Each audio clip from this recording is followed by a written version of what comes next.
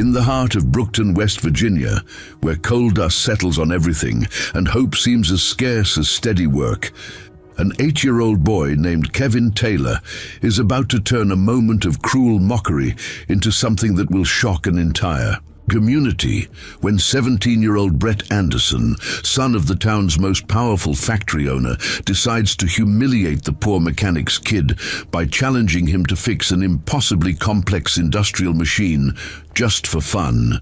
Nobody expects what happens next. What Brett intended as the ultimate joke will expose not only his own cruelty, but reveal a young mind so extraordinary that it will attract attention from engineering professors, transform his family's struggling circumstances, and teach everyone present that genius doesn't announce itself with fancy clothes or expensive schools. Before we jump back in, tell us where you're tuning in from, and if this story touches you, make sure you're subscribed, because tomorrow I've saved something extra special for you. The morning sun struggled through the perpetual haze that hung over Brookton like a grey blanket, casting long shadows across Main Street, where Taylor Auto Repair sat wedged between Henderson's Hardware and what used to be Murphy's Five and Dime. The building looked tired, its red brick facade weathered by decades of West Virginia winters and summers that seemed to grow hotter each year. Paint peeled from the wooden sign that Dave Taylor had hand-lettered himself when he first took over the shop from old Mr. Kowalski 5 years ago. Inside the cramped garage, the familiar symphony of mechanical work filled the air. Wrenches clinked against metal, air compressors wheezed to life, and somewhere in the back, a radio played classic rock at just the right volume to mask the sound of frustration when something didn't go according to plan. The smell of motor oil, gasoline, and honest sweat had soaked into every surface, creating an atmosphere that spoke of hard work and harder times. Dave Taylor emerged from beneath the hood of a 1998 Ford pickup, his calloused hands black with grease, a streak of oil across his forehead where he'd wiped sweat with the back of his wrist. At 35, he looked older than his years, the kind of aging that comes from worry rather than time.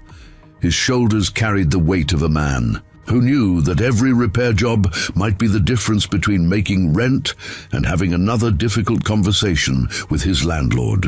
"Kevin, hand me that 3/4-inch socket," he called out, not looking up from the engine bay. 8-year-old Kevin Taylor appeared from behind a stack of tires, moving with the easy confidence of someone completely at home in this world of machinery and possibility. He was small for his age, with dark hair that never seemed to stay combed and eyes that missed nothing.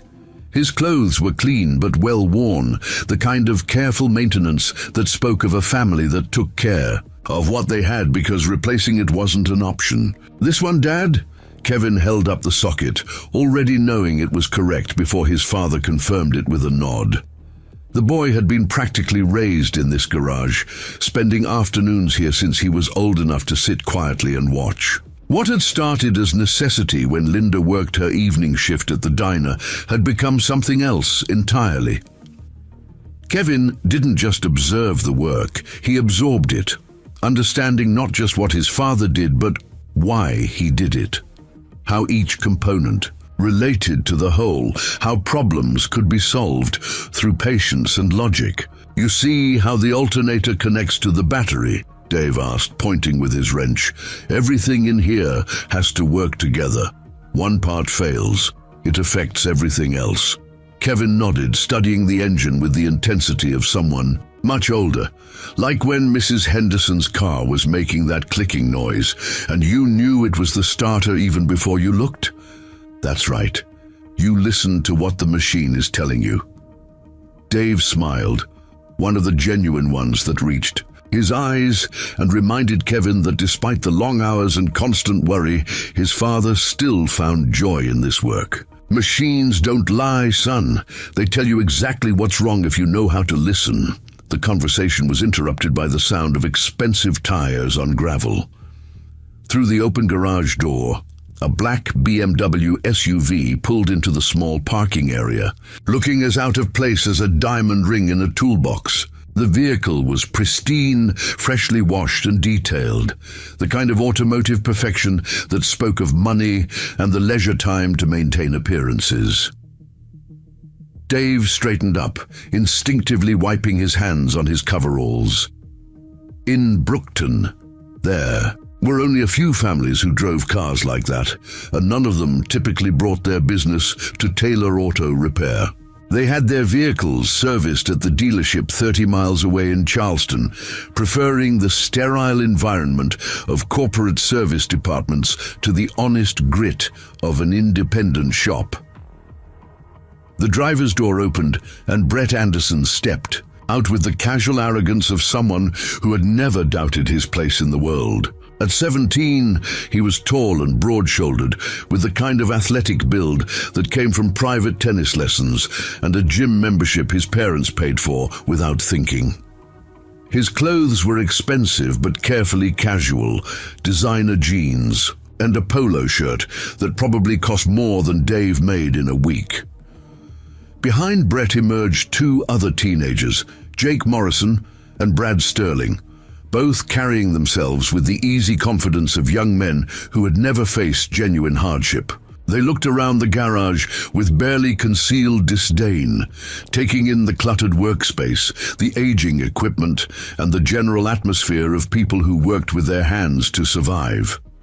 "Mr. Taylor," Brett said, his voice carrying the kind of polite condescension that was somehow worse than outright rudeness. "Hope we're not interrupting anything important."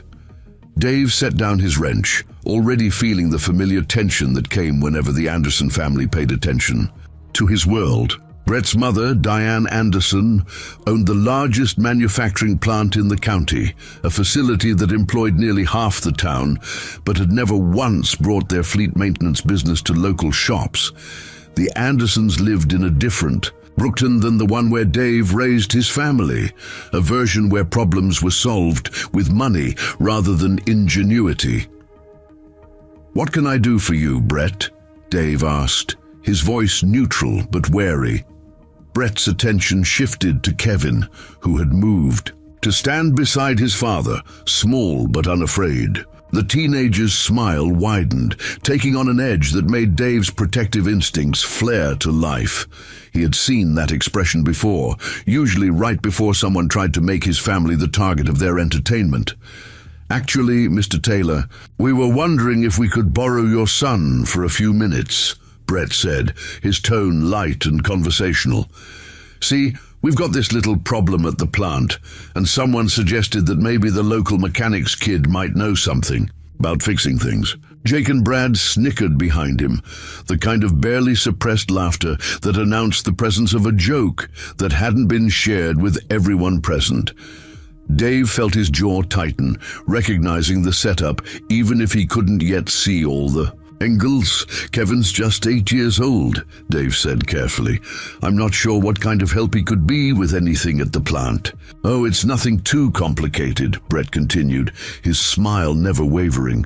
"Just a machine that's been giving our engineers some trouble. Thought maybe fresh eyes might see something they missed. You know how kids are, always finding solutions adults overlook." The words were right, even supportive, but everything about Brett's manner suggested the opposite. Kevin looked up at his father, reading the tension in Dave's posture, understanding without being told that this situation required careful navigation. "What kind of machine?" Kevin asked, his voice clear and direct. Brett's eyebrows rose slightly as if surprised that the boy had spoken. "Smart kid, asking the right questions. It's a hydraulic press system, pretty sophisticated stuff. Been down for 3 days now, costing us thousands of dollars every hour it's not running." Dave's protective instincts shifted into high gear. A hydraulic press was serious industrial equipment, the kind of machinery that could seriously injure or kill an adult, let alone a child. The idea of his 8-year-old son anywhere near such equipment was unthinkable. "Absolutely not," Dave said firmly. "That's not appropriate for Kevin to be around." "Oh, come on, Mr. Taylor," Brett said, his tone taking on a wheedling quality. "We're not asking him to actually work on it. Just take a look, maybe share some observations. It would be perfectly safe, I promise." Brad Sterling stepped forward, pulling out his phone with a casual gesture that somehow felt threatening. "Besides, it would be kind of cool to get this on video. You know, local kid helps solve big industrial problem, might even go viral." The mention of video made Dave's stomach drop. He had seen enough of what passed for entertainment on social media to know that not all viral videos were created with kind intentions. The image of his son being humiliated for the amusement of strangers was enough to make him take a step forward, placing himself more directly between Brett and Kevin. "I said no," Dave repeated, his voice carrying a finality that brooked no argument. Brett's smile faltered for just a moment, revealing something harder underneath. When it returned, it carried a different quality, less friendly and more calculating. "That's unfortunate, Mr. Taylor," Brett said softly, "because my mother was just mentioning yesterday how much she appreciates local businesses that are willing to go the extra mile for the community. You know how much the plant means to this town, how many jobs depend on keeping things running smoothly." The threat was subtle but unmistakable. In a town like Brookton, where economic opportunities were scarce and the Anderson family wielded considerable influence, even the suggestion of their displeasure could have serious consequences. Dave felt the familiar weight of financial pressure, the constant calculation of how far he could push back before it cost his family more than they could afford. Kevin stepped forward, his small hand finding his father's arm. "It's okay, Dad," he said quietly. "I'd like to see what they're talking about." Dave looked down at his son, seeing something in the boy's eyes that he couldn't quite identify. Kevin wasn't afraid, despite understanding the tension in the room. If anything, he seemed curious, the same expression he wore when confronting a particularly interesting mechanical problem. "Kevin," Dave started, but his son interrupted gently. "I know you're worried about the machine being dangerous," Kevin said, his voice carrying a maturity that sometimes surprised even his father. "But I also know you taught me to always be careful around equipment I don't understand. I won't touch anything without asking." The simple trust in his son's voice cut through Dave's protective instincts. Kevin had never given him reason to doubt his judgment or his ability to follow safety rules. The boy had been around dangerous equipment his entire life and had never once acted recklessly or impulsively. Brett sensed the shift in Dave's resolve and pressed his advantage. "Like I said, Mr. Taylor, perfectly safe. Just a quick look, and then we'll bring him right back. Shouldn't take more than an hour." Dave looked at his son one more time, seeing the quiet confidence that had always set Kevin apart from other children. His age. Finally, against every parental instinct screaming in his head, he nodded slowly.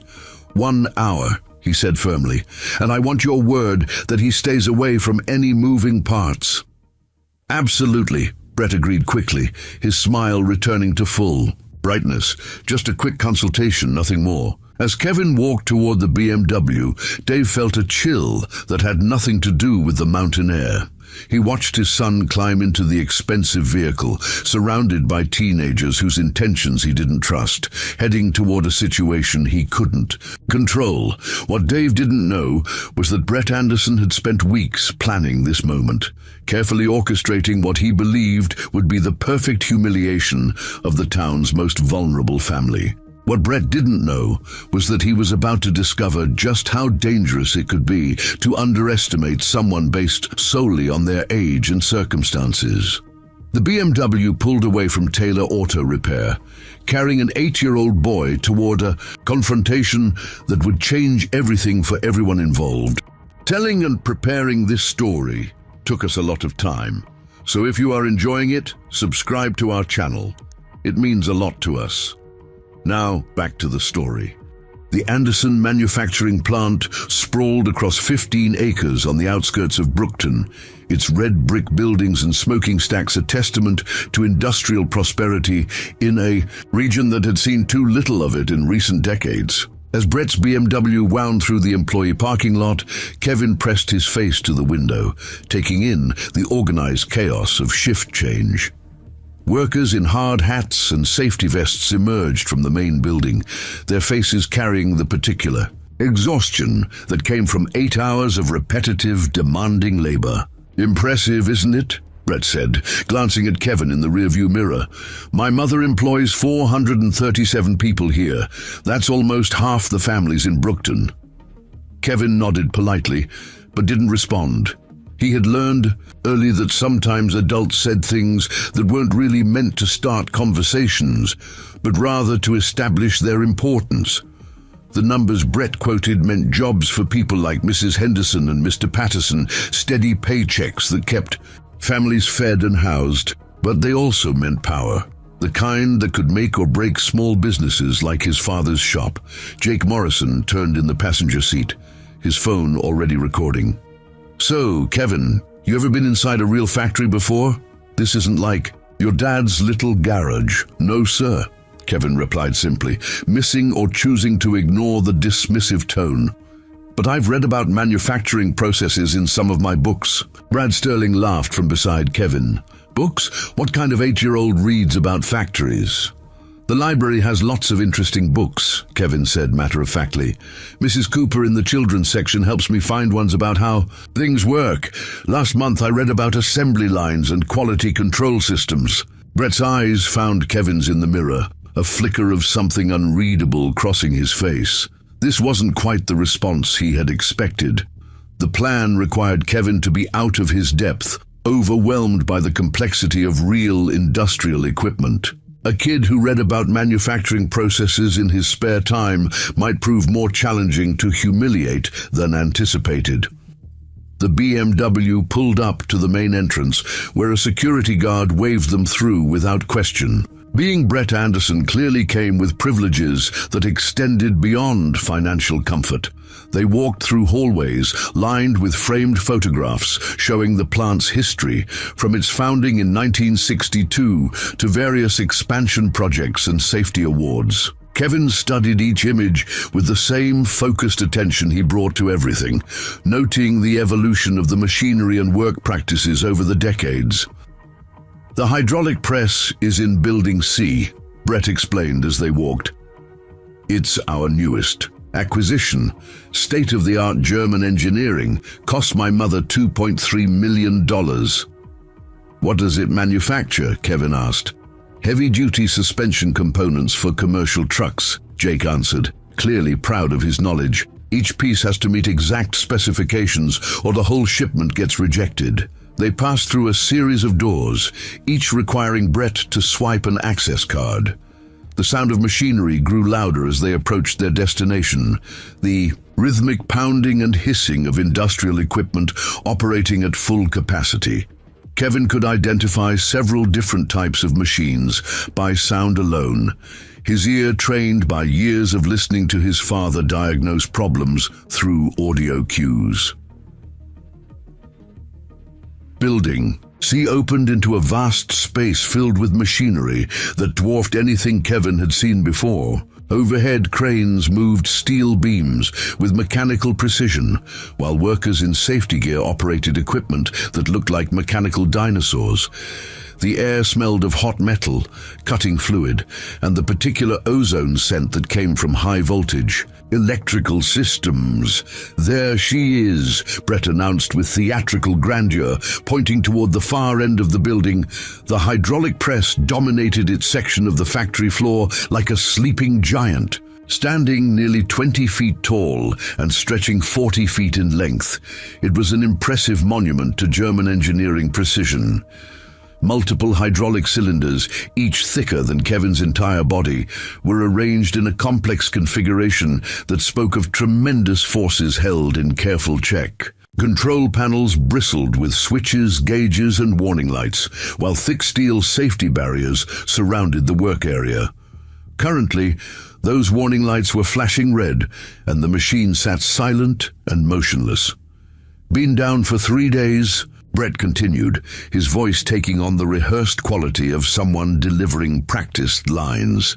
"Our engineers are stumped. The hydraulic pressure builds correctly, all the safety systems check out, but when we try to engage the press cycle, nothing happens." Kevin approached the safety barrier, his hands clasped behind his back in the careful posture his father had. Taught him around dangerous equipment. Even silent, the machine commanded respect. The hydraulic lines were as thick as his arm, designed to handle pressures that could crush a car without effort. Safety placards in multiple languages warned of pinch points, high-pressure systems, and the need for proper training before operation. "Has anyone checked the sequence timing?" Kevin asked, his young voice barely audible over the ambient factory noise. Frank Sullivan, the factory foreman, looked up from a clipboard he'd been studying. At 48, Frank had worked in manufacturing his entire adult life, starting as a floor operator and working his way up through decades of steady competence. He wore the slightly surprised expression of someone who hadn't expected an 8-year-old to ask a relevant technical question. "The timing relays were the first thing we tested," Frank said, walking over to join the group. "All within normal parameters." Kevin nodded thoughtfully, continuing his visual inspection of the massive machine. "What about the pressure accumulator? Sometimes when hydraulic systems lose prime, the problem isn't in the main system but in the backup pressure. Storage." Frank's eyebrows rose slightly.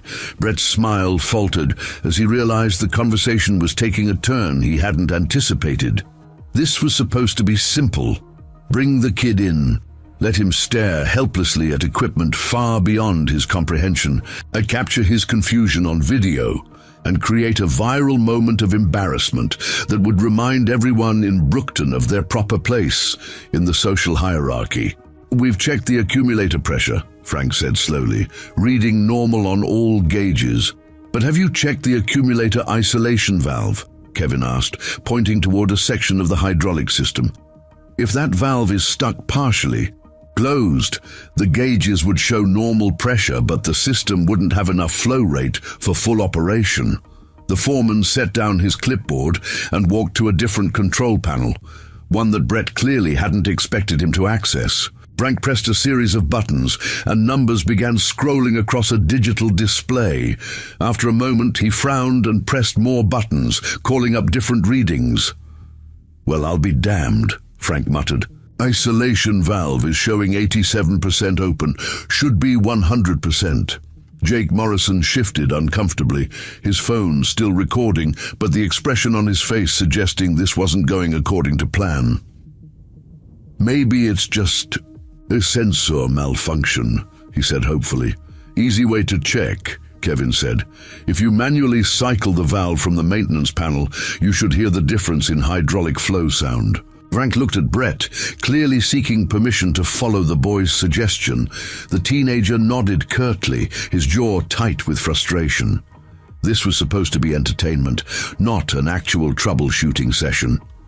The foreman accessed another control panel and initiated a manual valve cycle. Immediately, the sound of hydraulic flow changed, becoming deeper and more consistent. Several gauges that had been showing normal readings shifted to higher levels. Isolation valve was definitely the problem, Frank confirmed, genuine admiration creeping into his voice. "How did you know to look there?" Kevin shrugged with the casual confidence of someone stating an obvious fact. "In complex hydraulic systems, when you have pressure but no flow, it's usually a valve issue. The accumulator isolation valve is often overlooked because it's not part of the main operation cycle." Brett's face had shifted from theatrical friendliness to something harder. "Lucky guess," he said dismissively. "Let's test the theory," Frank suggested, moving to the main control station. "If the kid's right, this should solve our problem." The foreman initiated a test cycle, and the massive hydraulic press came to life with a sound like controlled thunder. Hydraulic cylinders extended and retracted with mechanical precision, pressing a test piece of steel with the measured force. Of industrial engineering, warning lights shifted from red to amber to green as the machine completed its cycle successfully. Unbelievable, Frank said, shaking his head. 3 days of downtime, and an 8-year-old spots the problem in 5 minutes. Workers from other sections of the building had begun to gather, drawn by the resumption of the press operation and the unusual sight of a child in the production area. Word traveled quickly in a factory environment, and within minutes, a small crowd had formed around the hydraulic press station. "Who's the kid?" asked Jennifer Adams, the floor supervisor, arriving with several other workers in tow.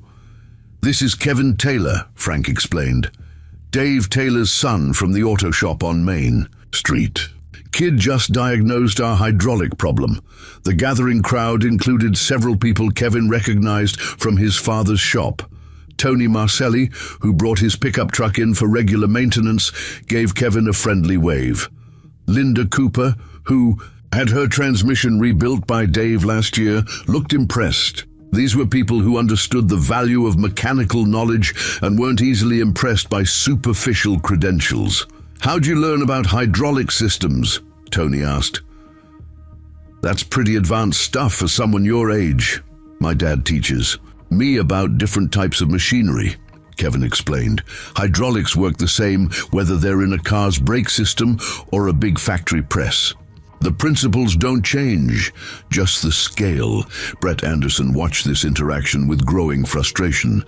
His carefully planned humiliation was transforming into a celebration of exactly the kind of blue-collar competence he had intended to mock. Worse, it was happening in front of an audience of his mother's employees, people who would undoubtedly spread the story throughout Brookton before the day was over. "It's not that complicated," Brett said loudly, trying to regain control of the situation. "Any mechanic could have figured that out eventually." The comment hung in the air with the particular awkwardness that came from someone trying too hard to diminish another person's achievement. Frank Sullivan looked at Brett with barely concealed irritation. As someone who had spent 3 days troubleshooting the problem without success, he didn't appreciate having the solution dismissed as simple. "Actually, Mr. Anderson," Frank said with careful formality, "our maintenance team includes 2 certified hydraulic technicians and an industrial engineer. None of us thought to check that particular valve configuration." Kevin, oblivious to the growing tension, continued studying the hydraulic press with the focused interest of someone genuinely fascinated by complex machinery. "The safety systems are really well designed," he commented to Frank. "Multiple redundant pressure monitoring and emergency shutoffs. German engineering is supposed to be really good for that kind of reliability." "You're right about that," Frank agreed. "This system has 17 different safety interlocks. Takes serious training just to understand the startup sequence." Brad Sterling, who had been quietly filming the entire interaction, finally spoke up. "So what happens now? Do we just pretend an 8-year-old solved a problem that stumped actual engineers?" The question carried an edge of resentment that made several workers bristle. These were people who understood that knowledge came from experience and observation, not necessarily from formal education or social status. They had seen Kevin demonstrate genuine understanding, and Brad's dismissive tone suggested a kind of privilege-based arrogance that didn't sit well with working people. "What happens now," said a new voice from the edge of the crowd, "is that we acknowledge good troubleshooting when we see it, regardless of where it comes from." Everyone turned to see Diane Anderson approaching, her heels clicking authoritatively on the concrete floor. At 45, Brett's mother commanded attention through sheer force of competence and authority. She wore a tailored business suit that managed to look both professional and practical, the clothing of someone who understood that running a manufacturing operation required real substance behind the polished appearance. Brett's face went pale. His mother's presence was the last thing he had expected or wanted. Diane Anderson had built her business empire through careful attention to competence and results, and she had little patience for the kind of social games her son sometimes played. "Mrs. Anderson," Frank began, but she held up a hand to stop him. "I heard from security that my son brought a guest to observe our hydraulic press repair," Diane said, her tone neutral but carrying undertones that suggested Brett would be having a very uncomfortable conversation later. "I wanted to meet the young man who helped solve our production problem." She approached Kevin with the same direct manner she brought to business meetings, extending her hand for a handshake that the boy accepted with appropriate seriousness. "You must be Kevin Taylor," she said. "Frank tells me you identified our valve issue very quickly." "Yes, ma'am," Kevin replied politely. "It was just a matter of thinking through the system logically." Diane studied the boy with the same analytical attention she brought to evaluating potential business investments.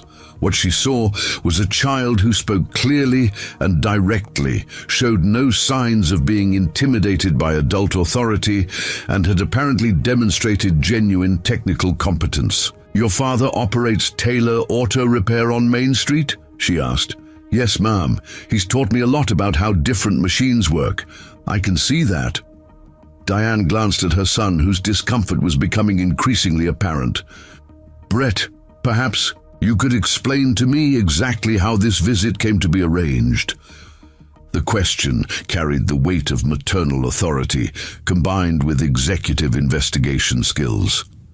Brett shifted uncomfortably, clearly recognizing that his original plan had not only failed, but had potentially created a much larger problem for himself. "I just thought it would be interesting for Kevin to see real industrial equipment," Brett said weakly.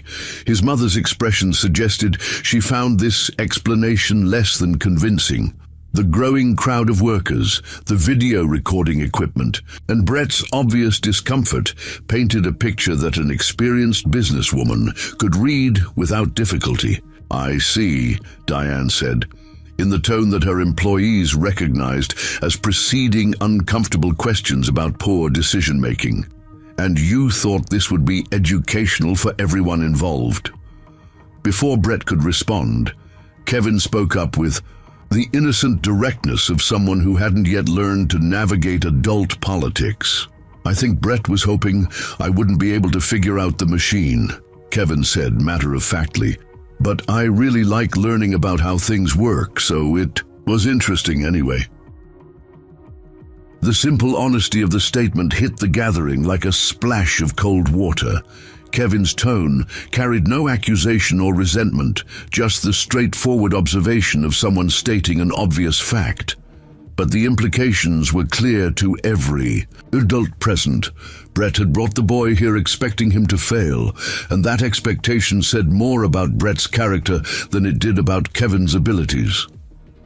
Diane Anderson's face shifted through several expressions as she processed this information. Disappointment, embarrassment, and anger competed for dominance as she realized her son had attempted to publicly humiliate a child for his own entertainment.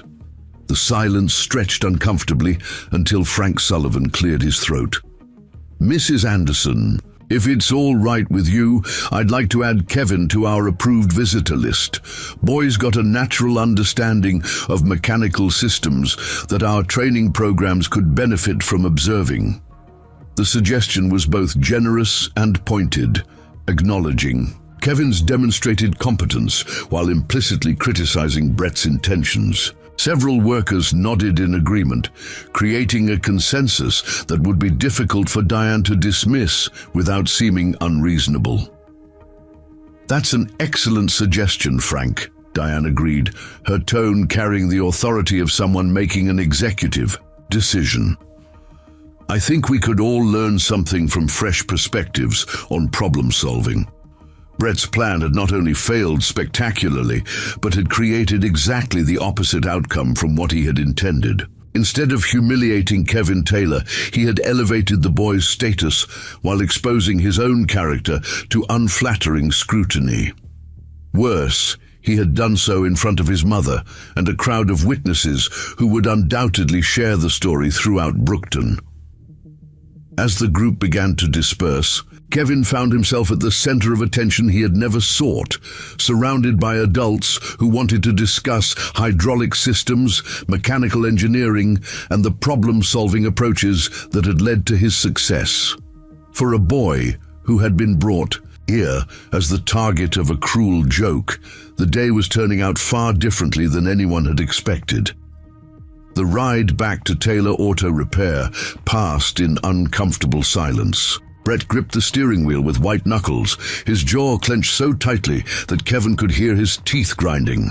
Jake Morrison stared out the passenger window, his phone tucked away after capturing footage that had turned out very differently than expected. Brad Sterling shifted restlessly in the back seat, occasionally glancing at Kevin with an expression that mixed confusion with something approaching resentment. Kevin sat quietly, hands folded in his lap, watching the familiar streets of Brookton roll past. He understood that something significant had happened at the factory, something that had changed the dynamic between himself and the older boys. But at 8 years old, he lacked the social experience to fully grasp the implications of making Brett Anderson look foolish in front of his mother and her employees. The BMW pulled into the gravel lot of Taylor Auto Repair with more force than necessary, sending small stones scattering against the building's brick facade. Through the open garage door, they could see Dave Taylor still working on the Ford pickup, now with the hood closed and the engine running. The sound of a properly tuned motor filled the afternoon air, a mechanical symphony that spoke of problems solved and work completed satisfactorily. "Thanks for the ride," Kevin said politely as he climbed out of the expensive vehicle, his natural courtesy unaffected by the tension that had surrounded him for the past hour. Brett said nothing, but his eyes followed Kevin with an intensity that promised this encounter was far from over.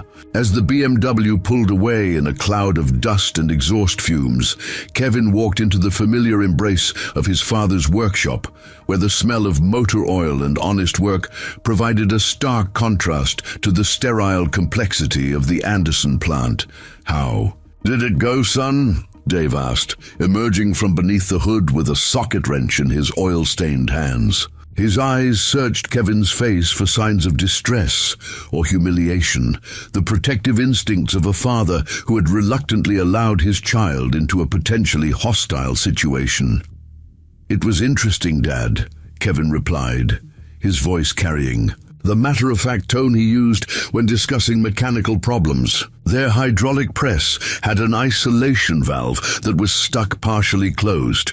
It took a few minutes to figure out, but it wasn't too complicated once you understood the system layout. Dave paused in his cleaning of the wrench, processing his son's words. "You mean you actually looked at their machine?" "I helped them fix it," Kevin said simply. "The foreman was really nice, and Mrs. Anderson said I could come back to visit and learn more about industrial equipment." The casual way Kevin delivered this information belied the significance of what had actually occurred. Dave had expected his son to return, either overwhelmed by equipment beyond his comprehension, or worse, humiliated by teenagers looking for entertainment at his expense. The idea that Kevin had not only held his own, but had actually contributed to solving a real problem was both surprising and concerning. "Kevin, tell me exactly what happened," Dave said, setting down his tools and giving his son his full attention.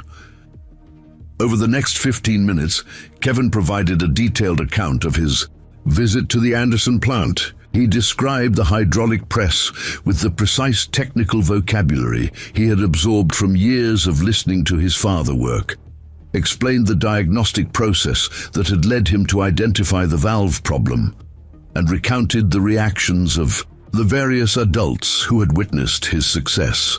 What Kevin didn't fully convey, because he lacked the social awareness to recognize it, was the extent to which his competence had disrupted Brett Anderson's carefully planned humiliation.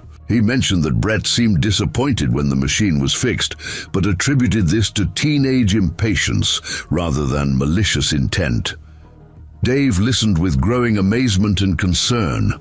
Pride in his son's abilities warred with worry about the attention Kevin had attracted.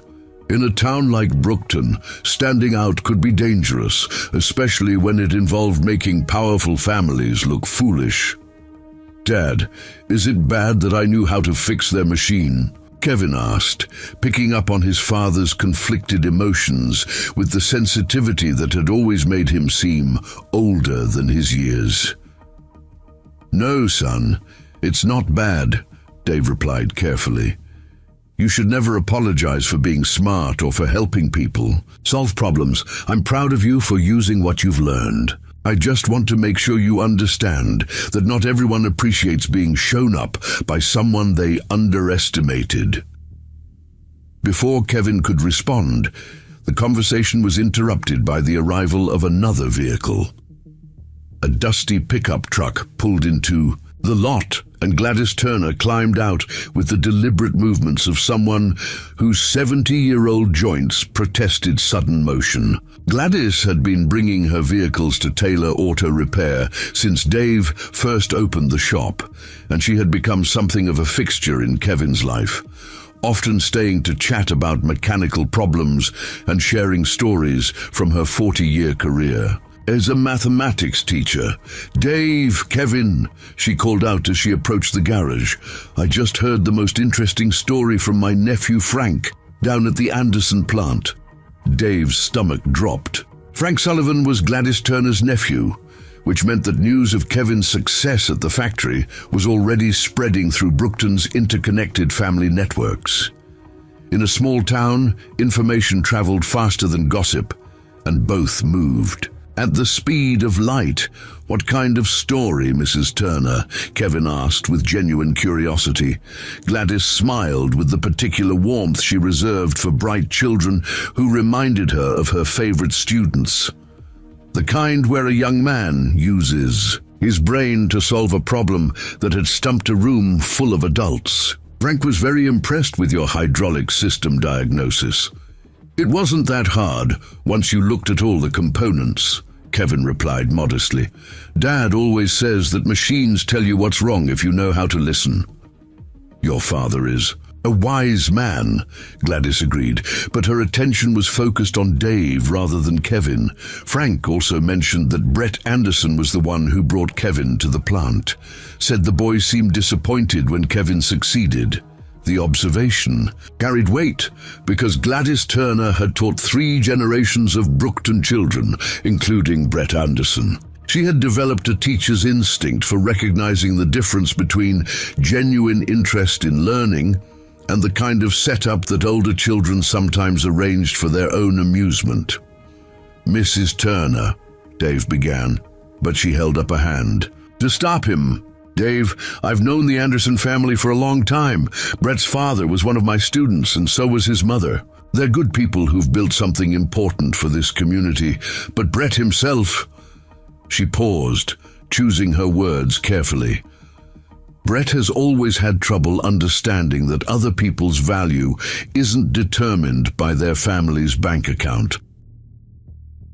The assessment was delivered with the authority of someone who had observed hundreds of children grow into adults and had learned to recognize character patterns early. Gladys had seen too many privileged children confuse inherited advantages with personal worth, and she had watched the damage such attitudes could inflict on less fortunate but more capable peers. "What are you suggesting?" Dave asked, though he suspected he already knew the answer. "I'm suggesting that Kevin's success today probably wasn't the outcome Brett was hoping for," Gladys replied frankly. "And young men like Brett don't usually accept that kind of embarrassment gracefully." The conversation was interrupted by the sound of squealing tires and loud music. A modified Honda Civic with an oversized exhaust system and bass speakers that could be heard 3 blocks away pulled into the lot with unnecessary drama. The driver was Danny Walsh, the 25-year-old son of a local family who had made poor choices his primary life strategy. "Hey, Dave," Danny called out as he climbed from the Civic, his voice carrying the artificial confidence that often masked deep insecurity. "Heard your kid made some big shot engineers look stupid today." "That true?" Dave's jaw tightened. If Danny Walsh had already heard about Kevin's success at the Anderson plant, it meant the story was spreading through every social circle in Brookton.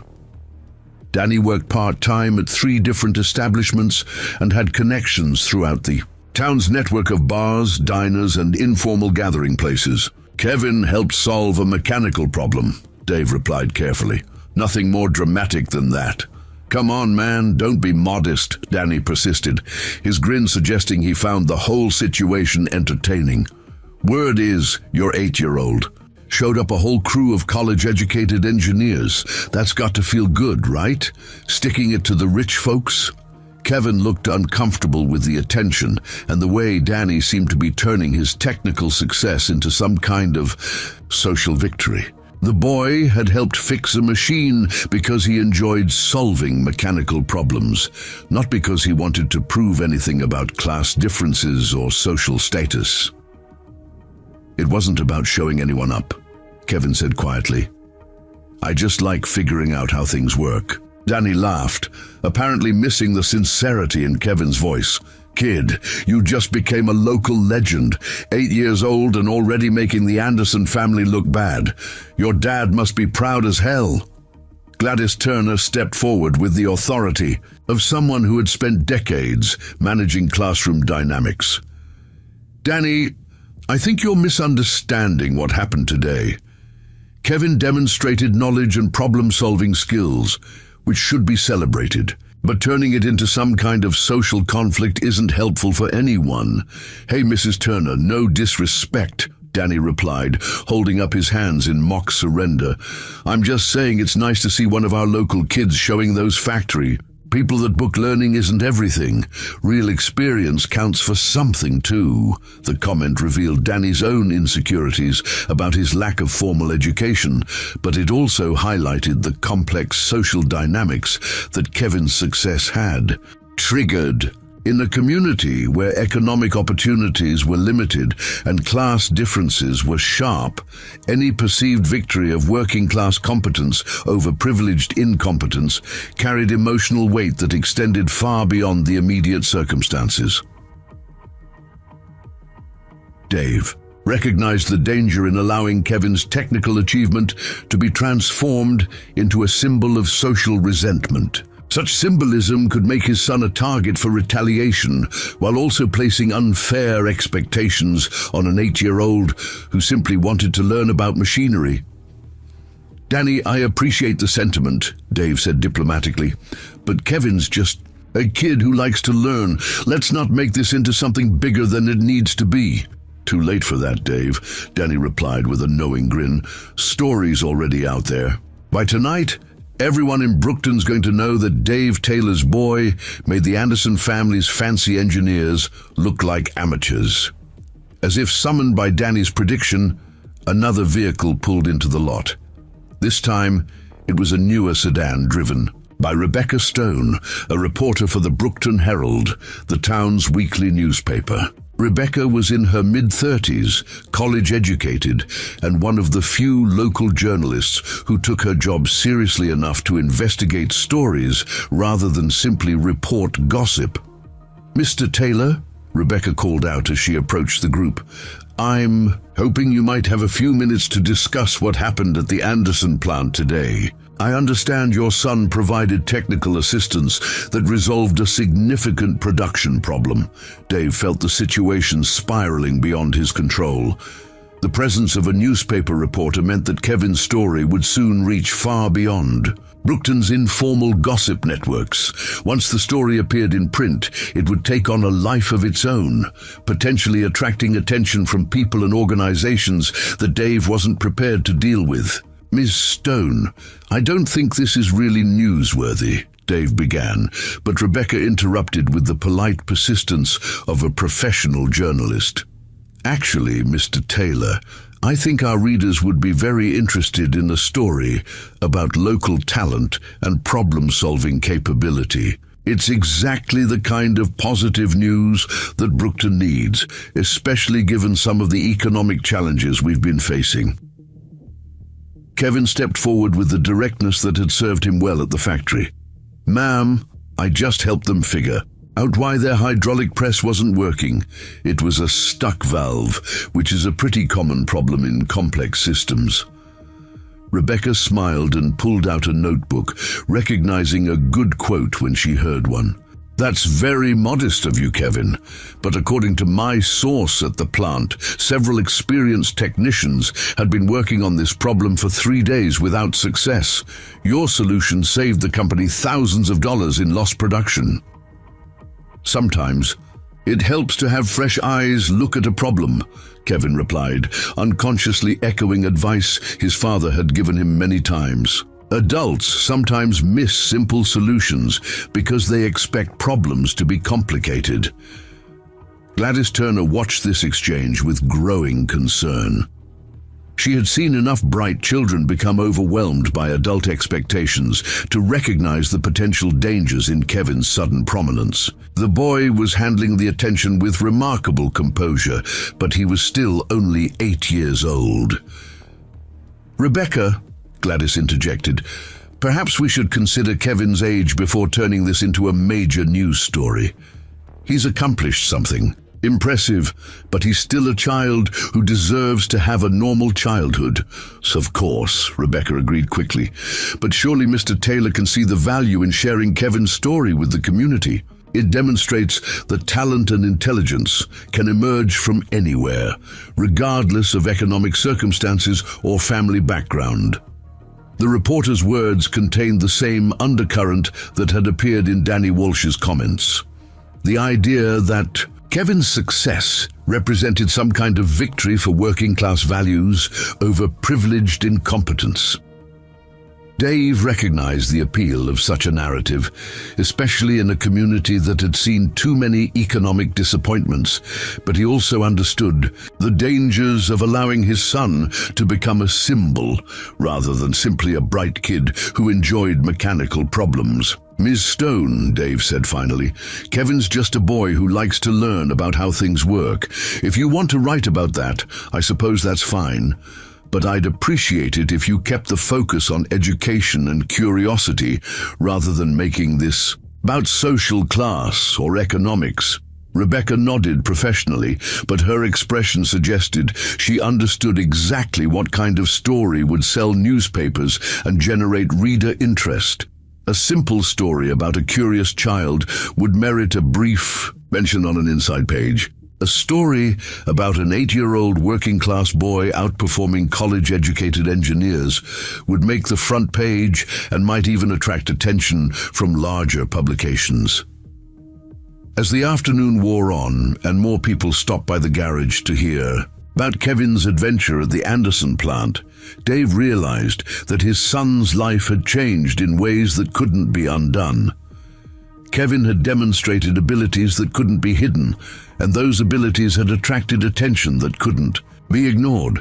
The boy himself seemed largely unaware of the broader implications of his success. He answered questions about hydraulic systems with the same patient detail he brought to any technical discussion, apparently viewing the entire experience as an interesting learning opportunity rather than a life-altering event. But Dave could see the future taking shape around his son's innocence, and he wasn't sure he liked what he saw. The next morning arrived with the kind of crisp October air that made the mountains around Brookton look like a postcard, all golden leaves and morning mist. Kevin walked to school along his usual route, passing Henderson's Hardware and the empty lot where Murphy's Five and Dime used to stand before the economy forced another small business to close its doors. His backpack bounced against his shoulders, heavy with textbooks and the mechanical engineering manual that Gladys Turner had lent him the previous week. At Brookton Elementary, Kevin noticed something different in the way other students looked at him.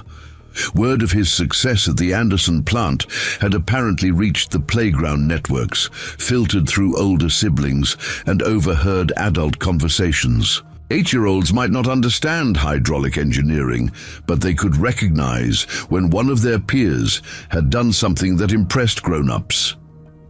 "Kevin!"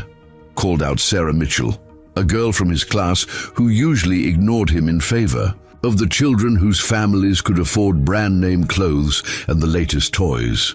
"My mom says you fixed a big machine at the factory. Is that really true?" Before Kevin could answer, he found himself surrounded by a cluster of curious classmates, all wanting to hear about his adventure in the adult world of industrial machinery. The attention felt strange and uncomfortable, mainly because Kevin didn't understand why solving a mechanical problem should be more interesting than the dozens of other problems he helped his father solve every week. "It wasn't a big deal," Kevin replied, with characteristic modesty. "Just a valve that was stuck. Once you understand how hydraulic systems work, it's pretty straightforward."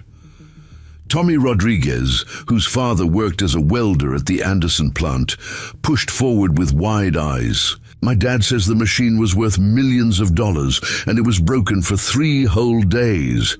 He says you saved the company lots of money." Kevin shrugged, genuinely puzzled by the excitement his technical work had generated. "Machines break down sometimes. That's why people fix them. My dad does it every day with cars and trucks." Miss Rebecca Walsh, Kevin's 3rd-grade teacher, approached the gathering with the diplomatic skills that came from managing classroom dynamics for 5 years. At 29, she was young enough to remember the social pressures of childhood while being experienced enough to recognize when a student needed protection from unwanted attention. "Good morning, Kevin," she said warmly. "I heard you had an interesting experience yesterday. Perhaps you'd like to share what you learned with the whole class during our science period?" The suggestion was both an opportunity and a gentle redirection, offering Kevin a chance to discuss his technical interests in an educational context while moving the conversation away from playground gossip. Kevin nodded eagerly, always enthusiastic, about any chance to talk about mechanical systems. As the morning progressed, Kevin's classroom presentation about hydraulic engineering drew the kind of focused attention usually reserved for movies or surprise parties. He used the whiteboard to diagram basic hydraulic principles, explaining how pressure and flow work together to create mechanical force. His explanation was clear and methodical, showing the same natural teaching ability that would have impressed education professionals, if any, had been present to observe it.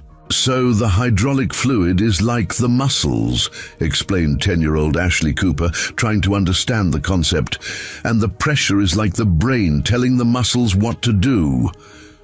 "That's a good way to think about it," Kevin agreed. "Except hydraulic systems can be much more precise than muscles, and they can generate forces that would be impossible for any person to create." Principal Johnson, passing by the classroom during his morning rounds, paused to listen through the open door. At 52, he had seen thousands of student presentations, but Kevin's combination of technical knowledge and natural teaching ability was exceptional for any age, let alone an 8-year-old. Meanwhile, across town at Anderson Manufacturing, the morning shift was discussing the previous day's events with the kind of detailed analysis that factory workers brought to any unusual occurrence. Frank Sullivan found himself fielding questions from employees who had heard various versions of Kevin's diagnostic success and wanted to know exactly what had happened. Kid knew more about hydraulic systems than some of our maintenance staff. Frank told a group gathered around the coffee machine, asked all the right questions, looked at the problem logically, and solved it in about 5 minutes. "How's that possible?" asked Linda Cooper, the safety inspector. "He's just 8 years old. Age doesn't matter if you understand the principles," Frank replied. "Kid's been learning from his father since he could walk. Dave Taylor might run a small shop, but he knows machinery as well as anyone I've ever worked with." The conversation was overheard by Carlos Rivera, a recent engineering graduate who had joined Anderson Manufacturing 3 months earlier as part of their management training program. At 28, Carlos carried both the confidence that came from formal education and the insecurity that came from limited practical experience. Hearing factory workers praise an 8-year-old's technical abilities while questioning the competence of trained engineers touched on his deepest professional fears. "Come on, Frank," Carlos said, joining the conversation with forced casualness. The kid probably just got lucky, made a random guess that happened to be right. Frank's expression cooled noticeably. As someone who had worked his way up from the factory floor, he had little patience for college graduates who dismissed practical knowledge in favor of theoretical credentials. "Wasn't luck, Carlos," Frank replied firmly. "Kid understood the system, architecture, knew which components to check first, and explained his reasoning every step of the way. That's not guessing, that's troubleshooting. But he has no formal training," Carlos persisted. "No engineering degree, no certification programs. How could he possibly understand complex industrial systems better than trained professionals?" The question revealed more about Carlos's own insecurities than about Kevin's abilities, but it also highlighted a tension that existed throughout American industry: the gap between formal education and practical competence. Frank had seen too many engineering graduates struggle with real-world applications to be impressed by degrees alone. "Training comes in different forms," Frank said quietly. "Some people learn from books and classrooms. Others learn from watching, listening, and getting their hands dirty. Both kinds of knowledge have value." Back at Brookton Elementary, Kevin's school day was interrupted by an unexpected visitor. Dr. Sarah Mitchell, a mechanical engineering professor from West Virginia University, arrived during lunch period with the kind of professional urgency that suggested important business. She had driven 3 hours from Morgantown after receiving a phone call from her colleague, Dr. William Carter at MIT, who had heard about Kevin's factory success through academic networks that moved faster than small-town gossip. Principal Johnson met Dr. Mitchell in his office, a cramped space decorated with student artwork and motivational posters that spoke of limited budgets and unlimited optimism. The contrast between the elementary school environment and Dr. Mitchell's university credentials created a surreal atmosphere, as if two different worlds were attempting to occupy the same space. "Principal Johnson, I appreciate you taking the time to meet with me," Dr. Mitchell began, settling into a child-sized chair that made her look uncomfortably oversized. "I understand you have a student who demonstrated remarkable engineering aptitude yesterday at the Anderson plant. Kevin Taylor," Principal Johnson confirmed. "Bright boy, always been interested in how things work. His father runs an auto repair shop, and Kevin spends most of his free time there learning about mechanical systems. I'd like to meet with Kevin, if that's possible," Dr. Mitchell said. "What he accomplished yesterday suggests abilities that might benefit from more advanced educational opportunities." The principal's expression became cautious. He had dealt with enough well-meaning professionals to recognize when someone was about to disrupt a child's life in the name of their best interests. "Dr. Mitchell, Kevin's just 8 years old. He's a good student, but he's still a little boy who needs to play and learn at his own pace." "Of course," Dr. Mitchell agreed quickly. "I'm not suggesting anything drastic, but talent like this should be nurtured appropriately. There are programs, opportunities that could help Kevin develop his abilities while still maintaining a normal childhood." Principal Johnson studied the engineering professor, trying to assess her intentions. Academic talent scouts had visited Brookton before, usually offering opportunities that sounded wonderful but came with hidden costs that working families couldn't afford. "What kind of opportunities?" he asked carefully. "Summer engineering camps, mentorship programs, access to university laboratories during school breaks." Nothing that would interfere with his regular education, but supplements that could help him explore his interests more deeply. The conversation was interrupted by a knock on the office door. Miss Walsh entered with Kevin in tow, having been summoned from his classroom without explanation. The boy looked curious but unworried, accustomed to being called to the principal's office for positive rather than disciplinary reasons. "Kevin," Principal Johnson said, "this is Dr. Mitchell from West Virginia University. She'd like to talk with you about what happened yesterday at the factory." Kevin looked at Dr. Mitchell with polite attention, extending his hand for a handshake, that she accepted with visible surprise at his mature manner. "Hello, Dr. Mitchell," Kevin said. "Are you an engineer?" "I am," she replied, smiling at his directness. "I teach mechanical engineering at the university, and I research new approaches to industrial automation." Kevin's eyes lit up with genuine interest. "That sounds really interesting. Do you work with hydraulic systems?" "Sometimes," Dr. Mitchell said, already impressed by Kevin's focus on technical rather than personal details.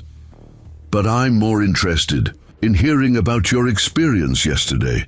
Can you tell me how you approached the problem at the Anderson plant?" Over the next 20 minutes, Kevin provided a detailed technical explanation that demonstrated not only his understanding of the specific hydraulic issue, but also his broader grasp of mechanical engineering principles. He drew diagrams on Principal Johnson's whiteboard, explained system relationships with clear logic, and answered Dr. Mitchell's increasingly complex questions with confidence and accuracy. "Kevin," Dr. Mitchell said finally, "have you ever thought about what you'd like to do when you grow up?" "I want to help my dad with the garage," Kevin replied without hesitation, "and maybe design better engines for cars and trucks. I think there are lots of ways to make vehicles more efficient and reliable." The answer revealed both Kevin's loyalty to his family and his natural inclination toward practical applications of engineering knowledge. Dr. Mitchell recognized the significance of both elements: family support that had nurtured his abilities, and personal interests that aligned with real-world problem-solving. "Those are excellent goals," she said, "and there are many ways to prepare for that kind of career. Would you be interested in learning more about engineering through some special programs?" Kevin looked uncertain for the first time in the conversation. "What kind of programs?" "Summer camps where you could work with other young people who love engineering, visits to university laboratories where you could see advanced research, maybe some correspondence courses that would let you learn more about automotive design." "Would I still be able to help my dad at the garage?" Kevin asked, his priorities clearly established. "Absolutely," Dr. Mitchell assured him. "These would be additions to what you're already doing, not replacements." Kevin considered this for a moment, then nodded slowly. "That sounds interesting, but I'd need to ask my dad first. He makes the important decisions." Dr. Mitchell smiled, recognizing both Kevin's respect for parental authority and his practical approach to new opportunities. "Of course. Would it be possible for me to meet with your father this afternoon?" Before Kevin could answer, the conversation was interrupted by commotion from the hallway outside the principal's office. Raised voices and the sound of rapid footsteps suggested some kind of emergency or conflict. Principal Johnson rose from his desk and opened the door to investigate. In the hallway, they could see Brett Anderson and two of his friends from Brookton High School standing near the elementary school's main entrance. Brett was arguing with Mrs. Helen Garcia, the school secretary, who was clearly trying to prevent the teenagers from proceeding further into the building. "I just want to talk to the kid," Brett was saying, his voice carrying an edge of frustration. 5 minutes, that's all." "Young man, you cannot simply walk into an elementary school and demand to see a student," Mrs. Garcia replied firmly. "There are procedures, and your request is highly inappropriate." Principal Johnson stepped into the hallway with the authority of someone accustomed to managing difficult situations. "Brett, what are you doing here?" "Mr. Johnson, I need to speak with Kevin Taylor," Brett said, trying to project reasonable calm despite the obvious tension in his posture. "There's been a misunderstanding about what happened yesterday, and I want to clear it up."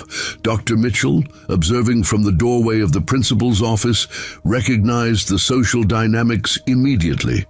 She had seen enough academic politics to understand when someone was attempting damage control after a public embarrassment. "Brett," Principal Johnson said carefully, "Kevin is in class, and you have no business being in this building without permission.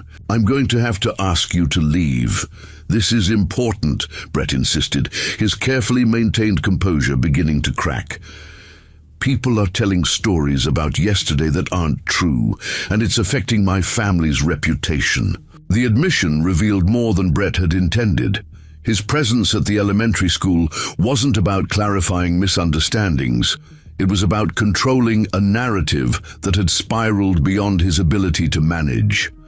Kevin's success had not only humiliated Brett in front of his mother and her employees, but had also created a story that was spreading throughout Brookton in ways that made the Anderson family look foolish. "Whatever happened yesterday," Principal Johnson said firmly, "it doesn't give you the right to confront an 8-year-old child at his school.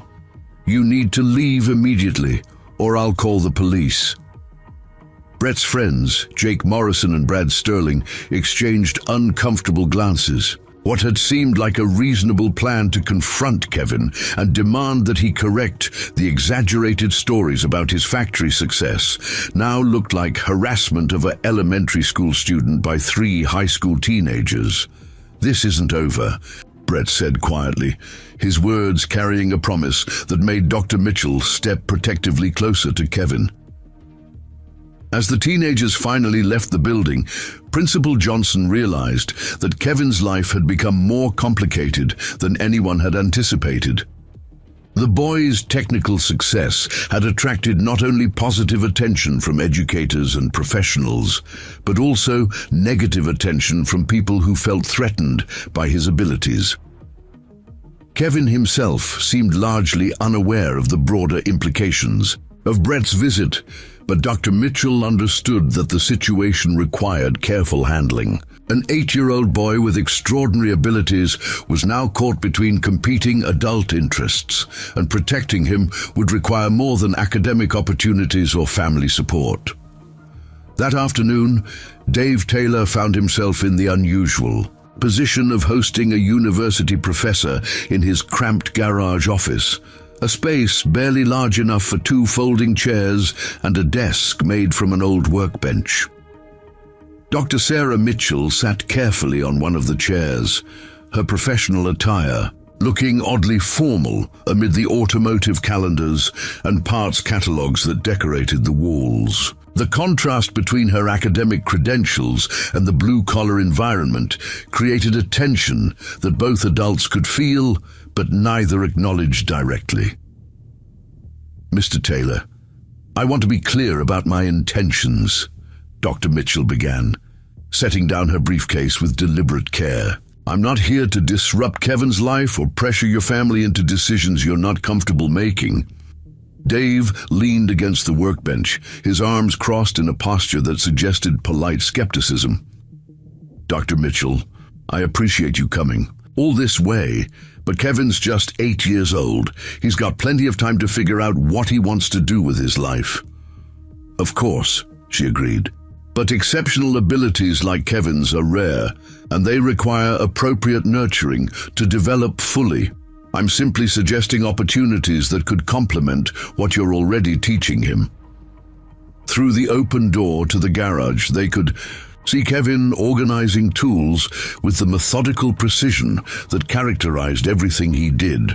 Each wrench found its designated place, each socket returned to its proper position in the set. It was the kind of systematic approach that spoke of a mind that naturally imposed order on complexity. "What kind of opportunities?"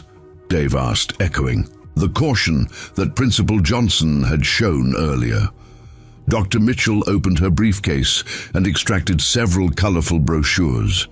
Summer engineering programs designed for gifted children, correspondence courses that could provide advanced mathematics and physics instruction, access to university laboratories during school breaks where Kevin could observe real engineering research. Dave studied the materials, noting the photographs of children working with sophisticated equipment in pristine laboratory settings. Everything looked expensive and far removed from the practical hands-on learning that had shaped Kevin's education thus far. Dr. Mitchell, these programs look impressive, but I'm not sure they're right for Kevin. He learns best by working with his hands, solving real problems. I'm not convinced that academic programs would add much to what he's already getting. I understand your concern, Dr. Mitchell replied diplomatically. But Kevin's analytical abilities suggest he could benefit from more theoretical knowledge to complement his practical skills. Understanding the mathematical principles behind hydraulic systems, for example, could help him solve even more complex problems. The conversation was interrupted by a commotion from the street outside. Through the garage door, they could see a crowd gathering around Henderson's hardware next door. Raised voices and the sound of an argument suggested some kind of conflict that was drawing spectators from neighboring businesses. Kevin looked up from his tool organization, his expression shifting to concern as he recognized some of the voices involved in the dispute. "Dad, I think that's Mrs. Henderson arguing with someone." Dave stepped outside to investigate, followed by Dr. Mitchell and Kevin. On the sidewalk in front of Henderson's hardware, they found elderly Mrs. Henderson facing off against Carlos Rivera, the young engineer from Anderson Manufacturing. Carlos was holding a clipboard and gesturing emphatically, while Mrs. Henderson stood her ground with the stubborn determination of someone who had been running a small business for 30 years. "Mrs. Henderson, I'm just trying to explain the safety regulations," Carlos was saying, his voice carrying the frustrated tone of someone whose authority wasn't being recognized.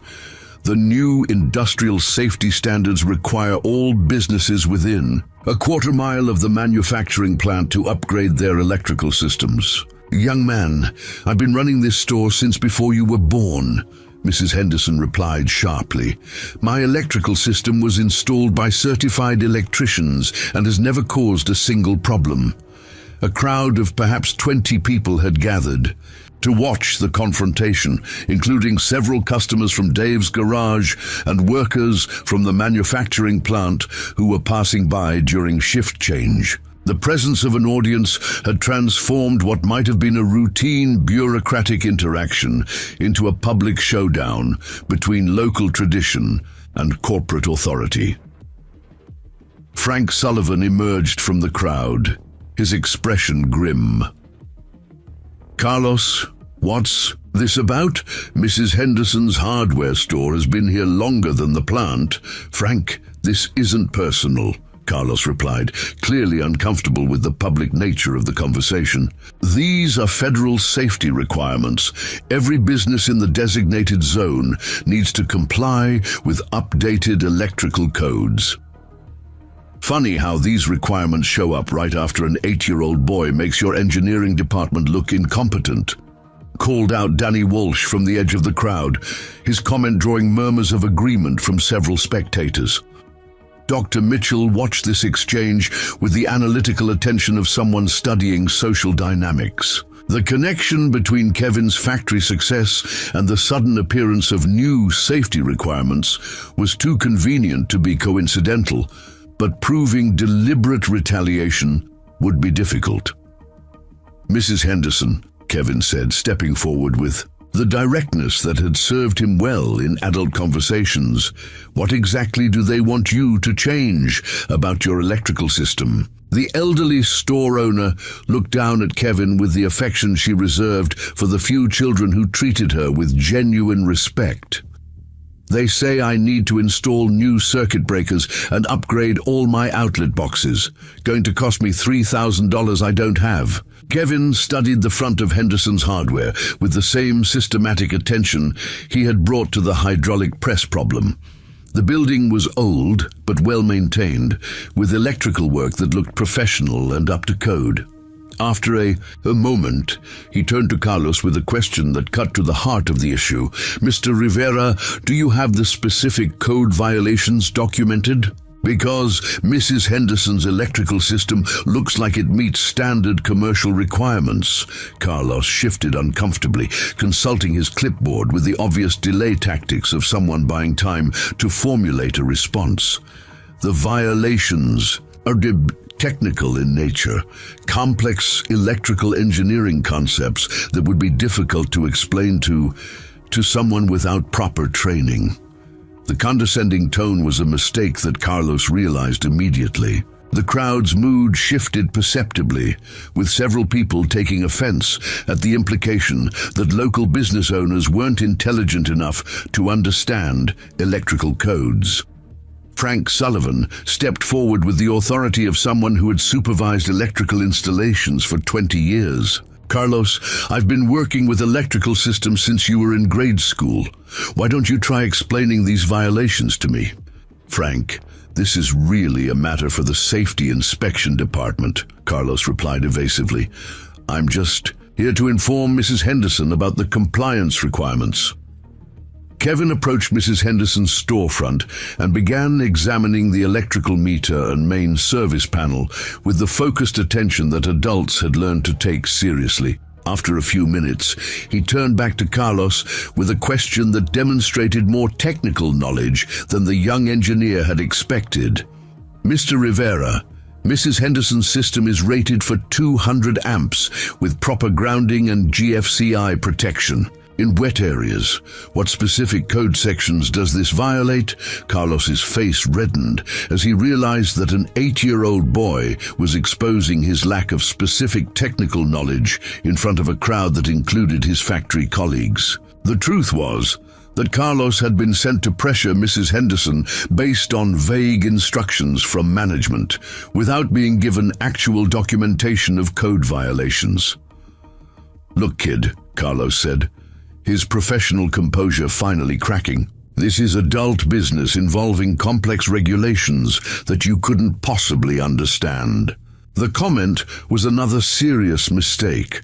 Kevin had just demonstrated detailed knowledge of electrical codes, and dismissing his competence in such a condescending manner made Carlos look both ignorant and arrogant.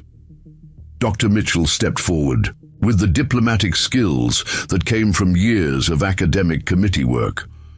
"Mr. Rivera, perhaps it would be helpful if Mrs. Henderson could see the specific documentation of these alleged violations. Surely she has a right to understand exactly what modifications are being required and why. The documentation is being prepared by the main office," Carlos replied weakly, clearly realizing that his position was becoming untenable. Frank Sullivan's expression had shifted from confusion to understanding. "Carlos, are you telling us that you came here to demand expensive electrical modifications without having actual documentation of code violations?" The question hung in the air like an accusation, because that was exactly what had happened. Carlos had been dispatched on a harassment mission disguised as safety enforcement, and Kevin's technical questions had exposed the lack of substance behind the demands. "This is harassment," declared Mrs. Henderson, her voice carrying the righteous anger of someone who had finally understood the true nature of the situation. "You're trying to force me out of business because that boy made your people look bad yesterday." The crowd's murmur of agreement suggested that Mrs. Henderson's assessment reflected the general consensus. Several people began talking at once, expressing outrage at what appeared to be corporate retaliation against the entire community because of Kevin's factory success. "Now wait just a minute," Carlos protested, but his voice was drowned out by the growing anger of the crowd. Dave Taylor realized that the situation was spiraling out of control and that his son had somehow become the focal point of a community-wide conflict. Kevin's technical competence had not only humiliated the Anderson family, but had also triggered a broader confrontation between corporate authority and local independence. "People, let's calm down," Dave called out, his voice carrying the authority of someone respected throughout the community. "Getting angry isn't going to solve anything."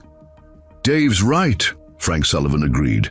"But we need to get to the bottom of this. Carlos, I want to see the official documentation for these electrical violations by tomorrow morning, or I'm filing a complaint with the State Labor Department." Carlos looked around at the hostile faces surrounding him and realized that his mission had not only failed, but had created a public relations disaster for Anderson Manufacturing. What had been intended as subtle pressure against Mrs. Henderson had become a community-wide controversy that would be difficult to contain. I'll check with the main office about the documentation," Carlos said finally, backing toward his car with obvious relief at finding an exit strategy. As Carlos drove away, the crowd began to disperse, but not before several people stopped to congratulate Kevin on his technical knowledge and to express support for Mrs. Henderson. The boy found himself at the center of attention once again, though he clearly would have preferred to return to organizing tools in his father's garage. Dr. Mitchell had observed the entire confrontation with growing concern. Kevin's abilities had not only attracted positive academic attention, but had also made him a target for retaliation by people who felt threatened by his competence. The situation was becoming more complex than a simple question of educational opportunities. "Mr. Taylor," she said quietly as the crowd dispersed, "I think we need to discuss Kevin's situation more seriously. His abilities have clearly made some people uncomfortable, and that could create ongoing problems for your family." Dave nodded grimly. "Dr. Mitchell, I've been thinking the same thing. Kevin's just a boy who likes to fix things, but apparently that's more threatening than I realized." Kevin looked up at his father with the perceptive awareness that had always made him seem older than his years. "Dad, are we in trouble because I fixed their machine?" The innocent question cut to the heart of the issue. An 8-year-old boy had solved a technical problem, and instead of being celebrated for his contribution, he was becoming the target of adult conflicts that he couldn't understand or control. "No, son," Dave replied carefully. "You did exactly the right thing. But sometimes when people feel embarrassed, they react badly instead of learning from their mistakes." Dr. Mitchell realized that her original plan to offer Kevin educational opportunities had become secondary to the more immediate need to protect him from the consequences of his own abilities. The boy's technical competence had created a situation that required careful management, and simply sending him to summer engineering camps wasn't going to address the real challenges he faced. "Mr. Taylor," she said finally, "perhaps we should discuss not just educational opportunities for Kevin, but also strategies for helping him navigate the adult reactions to his abilities. This situation is more complex than I initially realized." Dave looked at his son, who was now helping Mrs. Henderson examine her electrical system with the same focused attention he brought to any technical problem. Kevin remained unaware that his competence had created enemies as well as admirers, and Dave wasn't sure how to protect that innocence while still allowing the boy to develop his natural gifts. As the afternoon shadows grew longer across Main Street, it became clear that Kevin Taylor's life had changed in ways that couldn't be undone. His 8-year-old curiosity and mechanical aptitude had triggered consequences that would affect not only his own future, but the entire community of Brookton, West Virginia. The Brookton Herald hit the newsstands on Thursday morning with a front page Headline that sent shockwaves through the small community. Local boy genius solves factory crisis while corporate harassment targets family supporters. Rebecca Stone's article filled nearly half the front page, complete with a photograph of Kevin examining Mrs. Henderson's electrical system and quotes from factory workers praising his technical abilities. At Anderson Manufacturing, Diane Anderson sat in her corner office reading the newspaper with the kind of focused intensity usually reserved for quarterly financial reports. The article portrayed her company as a corporate bully retaliating against an 8-year-old boy's family and their supporters, while presenting Kevin Taylor as a young David facing down an industrial Goliath. The public relations damage was immediate and significant. "Get me Carlos Rivera and my son in here immediately," Diane told her assistant, her voice carrying the edge that employees recognized as a warning of serious consequences. 15 minutes later, Carlos stood in front of Diane's desk, looking like a man facing his own execution, while Brett slumped in a chair beside him with the sullen expression of a teenager who knew he was in serious trouble. The newspaper lay open between them, a printed record of their spectacular failure in judgment.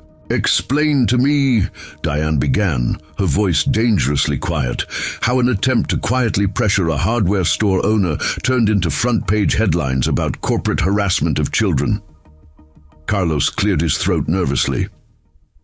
"Mrs. Anderson, the situation escalated beyond what we anticipated. The Taylor boy appeared and started asking technical questions that complicated our approach." "Technical questions that you apparently couldn't answer," Diane observed coldly. "According to this article, an 8-year-old child exposed the fact that you had no actual documentation of electrical violations." Brett shifted uncomfortably in his chair, realizing that his mother's investigation was uncovering the full extent of their ill-conceived retaliation campaign. "Mom, we were just trying to protect the family's reputation after what happened at the factory." "Protect our reputation?" Diane's voice rose slightly, the first crack in her professional composure. "Brett, you brought an 8-year-old to our factory, intending to humiliate him, failed spectacularly when he solved a problem our engineers couldn't handle, and then launched a harassment campaign that's now front-page news. How exactly does any of that protect our reputation?" The question hung in the air while both men struggled to formulate a response that wouldn't make their situation worse. Carlos had never seen Diane Anderson this angry, and Brett was beginning to understand that his privileged position as the owner's son wouldn't protect him from the consequences of his actions. Meanwhile, at Taylor Auto Repair, Dave found himself dealing with an entirely different set of problems. The newspaper article had transformed Kevin from a local curiosity into something approaching a regional celebrity, and the phone hadn't stopped ringing all morning.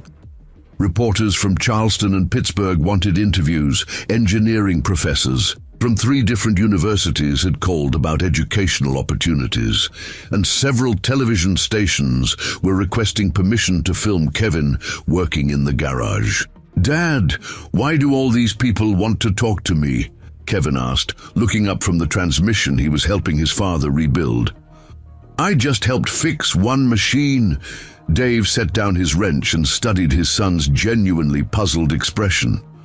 At 8 years old, Kevin couldn't comprehend how his technical competence had become entangled with broader issues of social class, corporate power, and community identity that had little to do with hydraulic engineering. "Kevin, sometimes when people do something well, it gets more attention than they expected," Dave explained carefully. "The problem is that not all attention is good attention." The conversation was interrupted by the arrival of Gladys Turner, who entered the garage with the brisk efficiency of someone on a mission. She carried a manila folder and wore the expression of someone who had been thinking hard about complex problems. "Dave, Kevin," she said without preamble, "we need to talk about what happens next." Gladys spread several documents across Dave's. Workbench, including copies of the newspaper article, printouts of internet discussions about Kevin's story, and what appeared to be legal paperwork. This situation is getting out of hand, she continued. Kevin's story has been picked up by news websites in 3 states, and the commentary sections are filled with people arguing about everything from education policy to corporate responsibility. Your son has become a symbol in debates he knows nothing about. Dave studied the documents with growing alarm. Online forums were filled with discussions about working-class genius versus corporate incompetence, and the failure of formal education to recognize practical intelligence. Kevin's simple act of mechanical troubleshooting had been transformed into ammunition for dozens of political and social arguments. "Mrs. Turner, what are you suggesting we do?" Dave asked. "I'm suggesting you get ahead of this before it gets worse," Gladys replied firmly. "I've spoken with an attorney who specializes in protecting children from unwanted media attention. We need to establish some boundaries before this circus completely takes over your lives." Kevin looked up from the transmission with the practical curiosity that characterized his approach to all problems. "Mrs. Turner, why are people arguing about me fixing a machine? Machines break, people fix them. That's how it's supposed to work." The innocence of the question highlighted exactly why the situation was so problematic. Kevin's technical success had triggered adult conflicts that had nothing to do with engineering and everything to do with social insecurities, economic tensions, and the complex dynamics of small-town politics. At Brookton Elementary, Principal Johnson was dealing with his own set of challenges. The school parking lot contained 3 news vans, and reporters were attempting to interview parents and teachers about Kevin's abilities. Several parents had called demanding that their children be given the same educational opportunities being offered to Kevin, while others complained that too much attention was being paid to one student. "This is completely inappropriate," Mrs. Garcia, the school secretary, complained as she watched reporters through the office window. "These people are treating our school like it's some kind of circus." Principal Johnson nodded grimly. "Call the state education department and ask about policies for protecting students from media attention. We need legal guidance before this gets any worse." The situation at school was further complicated by the arrival of Dr. William Carter from MIT, who had driven from Boston after reading about Kevin in online engineering forums. Dr. Carter was a distinguished professor with silver hair and the kind of academic credentials that impressed other academics, but his presence at an elementary school in rural West Virginia created exactly the kind of spectacle that Principal Johnson was trying to avoid. "Principal Johnson, I realize this is highly unusual," Dr. Carter said, as he settled into the same child-sized chair that Dr. Mitchell had occupied the day before. "But Kevin Taylor's abilities represent something truly exceptional. We have programs at MIT designed specifically for children with his level of technical intuition. Dr. Carter, with all due respect, Kevin is 8 years old and his father runs an auto repair shop. I'm not sure that MIT programs are appropriate for his circumstances." "That's exactly the kind of thinking that allows exceptional talent to be wasted," Dr. Carter replied, with the passionate intensity of someone accustomed to academic debates. "Genius doesn't respect social boundaries or economic circumstances. This boy could revolutionize mechanical engineering if given proper opportunities." The conversation was interrupted by commotion from the hallway. Through the office window, they could see Brett Anderson and several of his friends approaching the main entrance, apparently undeterred by their previous confrontation with school security.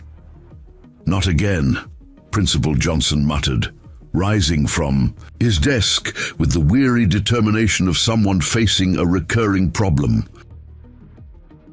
This time, Brett wasn't alone.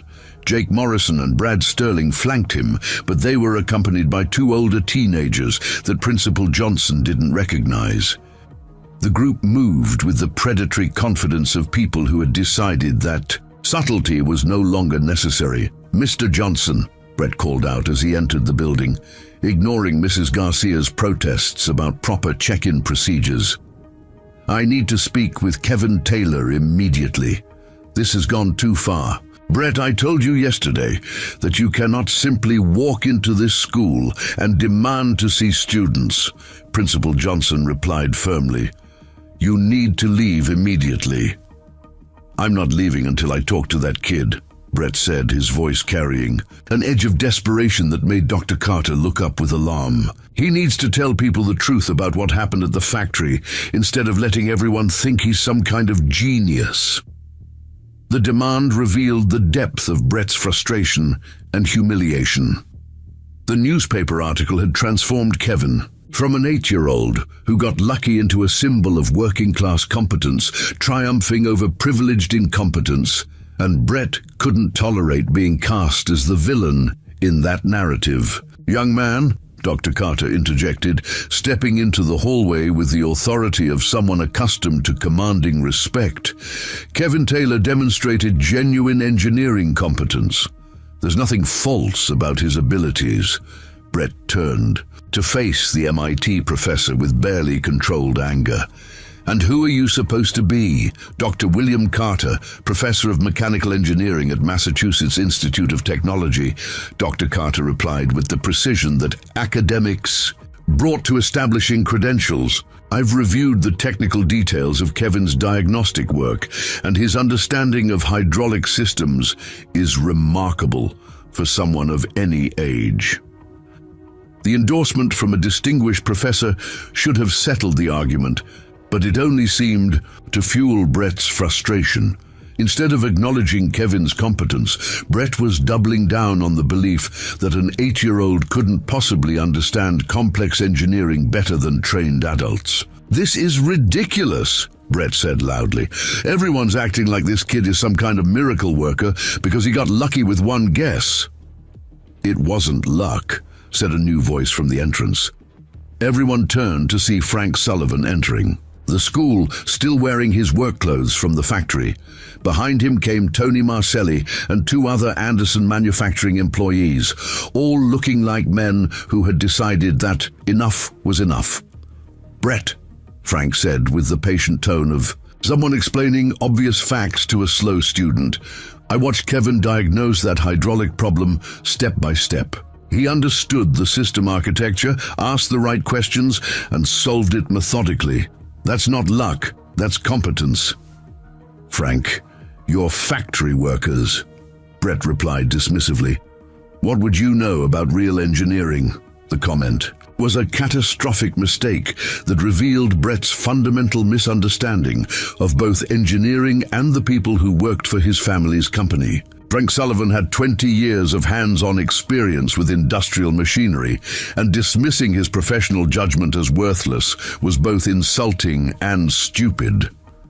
"Brett," Tony Marcelli said quietly, "your mother didn't build this company by dismissing the knowledge of the people who actually operate the equipment." The simple statement carried more weight than any academic endorsement because it came from someone who understood both the technical requirements of manufacturing and the business realities that Diane Anderson faced every day.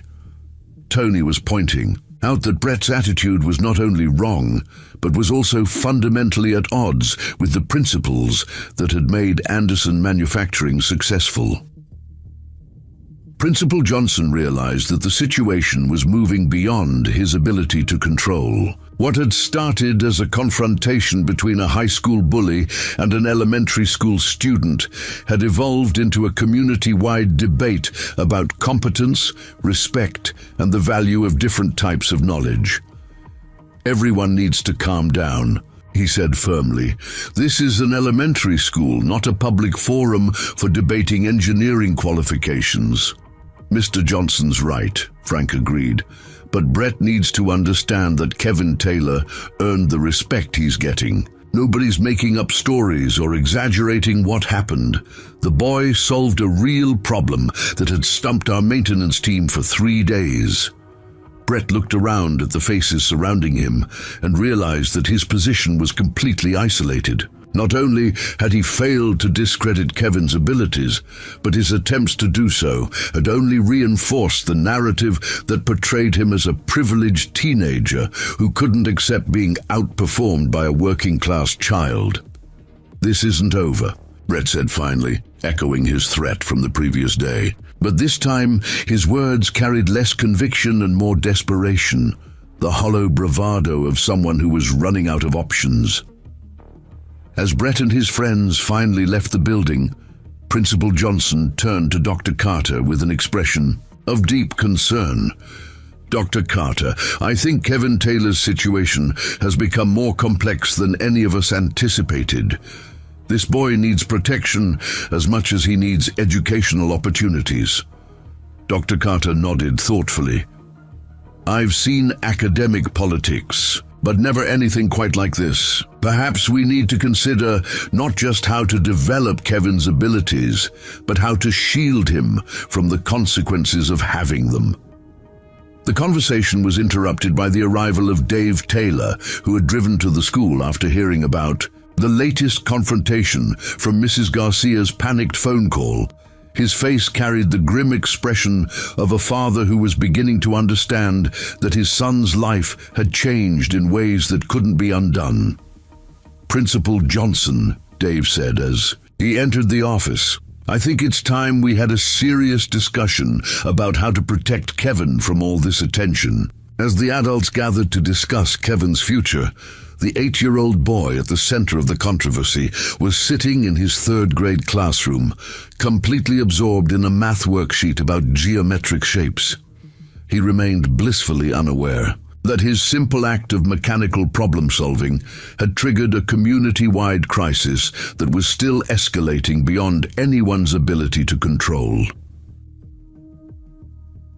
Friday evening brought an unexpected visitor to the Anderson family estate, a sprawling colonial house that overlooked Brookton from the affluent hillside where the town's most successful families had built their homes.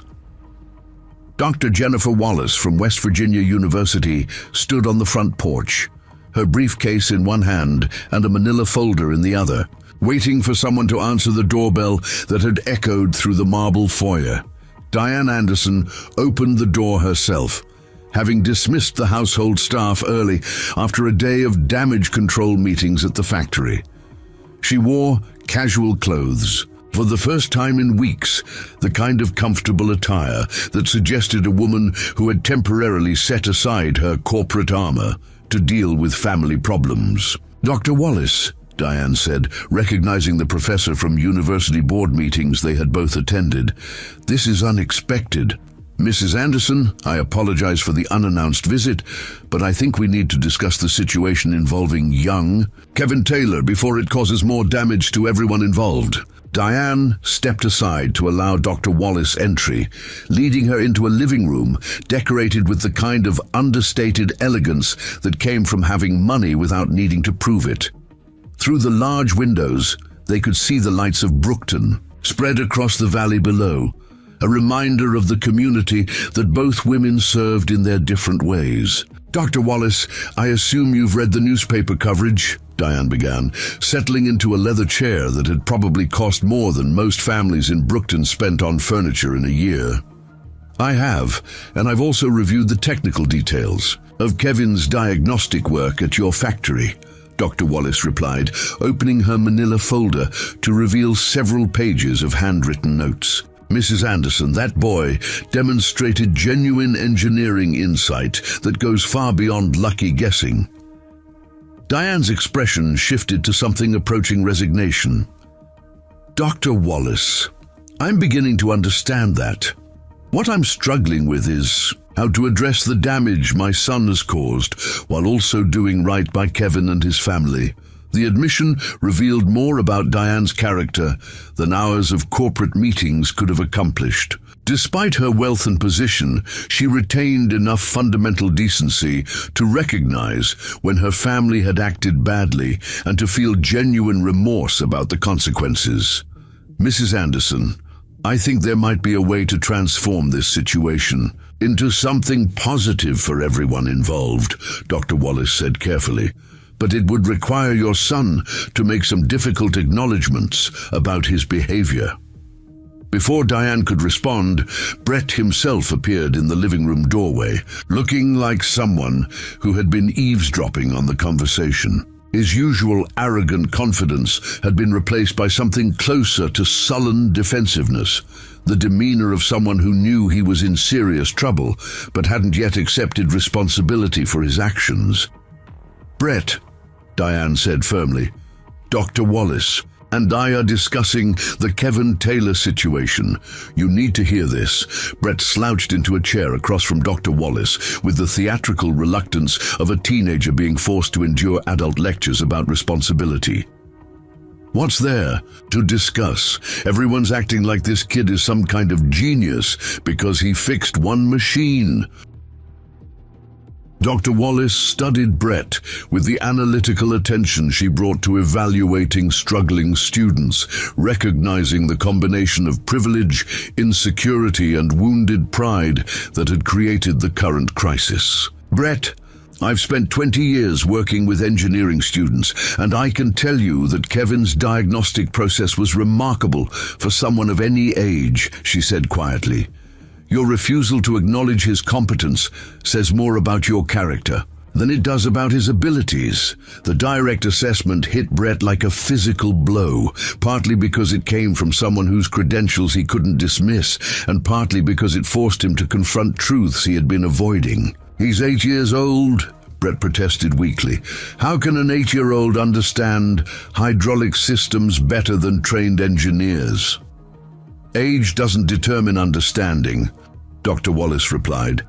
"Kevin has been learning mechanical principles since he could walk, and he's had excellent teaching from his father. More importantly, he approaches problems with genuine curiosity rather than the assumption that his social status entitles him to easy answers." The comparison was pointed and deliberate, highlighting the fundamental difference between Kevin's intellectual humility and Brett's entitled arrogance.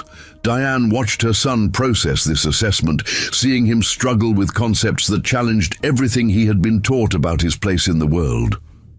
Meanwhile, across town at Taylor Auto Repair, a very different kind of meeting was taking place. The garage had been closed to regular customers for the evening, but the space was filled with people who had come to discuss Kevin's future. Dave and Linda Taylor sat on folding chairs brought from the community center, while Kevin played quietly in the corner with a disassembled carburetor that had been beyond economic repair. "We need to establish some ground rules before this gets any more out of hand," said attorney William Barnes, a balding man in his late 40s who specialized in protecting families from unwanted media attention. "Kevin's rights as a minor need to be protected regardless of his exceptional abilities." Frank Sullivan nodded agreement from his position near the workbench. "The factory workers support Kevin completely, but we're worried about the pressure he's under. Boy shouldn't have to deal with reporters and college professors wanting to turn him into some kind of exhibit." Dr. Sarah Mitchell, who had driven back from Morgantown after hearing about the week's escalating events, leaned forward with genuine concern. "I want to help Kevin develop his abilities, but not at the cost of his childhood or family stability. We need to find approaches that nurture his gifts without exploiting them." Gladys Turner, who had been observing the discussion with the patient attention of someone who had mediated countless difficult situations, finally spoke up. "The question isn't whether Kevin should receive advanced educational opportunities. The question is how to provide those opportunities while protecting him from people who want to use his story for their own purposes." Kevin looked up from the carburetor with the alert expression of someone who had been following the adult conversation, despite appearing absorbed in mechanical work. "Are you talking about me going to different schools?" Dave felt his heart tighten. At the innocent question, his son's simple curiosity about educational opportunities had somehow become entangled with complex issues of media attention, corporate politics, and academic competition that no 8-year-old should have to navigate. Kevin, we're talking about ways to help you learn more about engineering while making sure you can still help me at the garage and go to school with your friends, Dave explained carefully. That sounds good, Kevin replied with characteristic directness.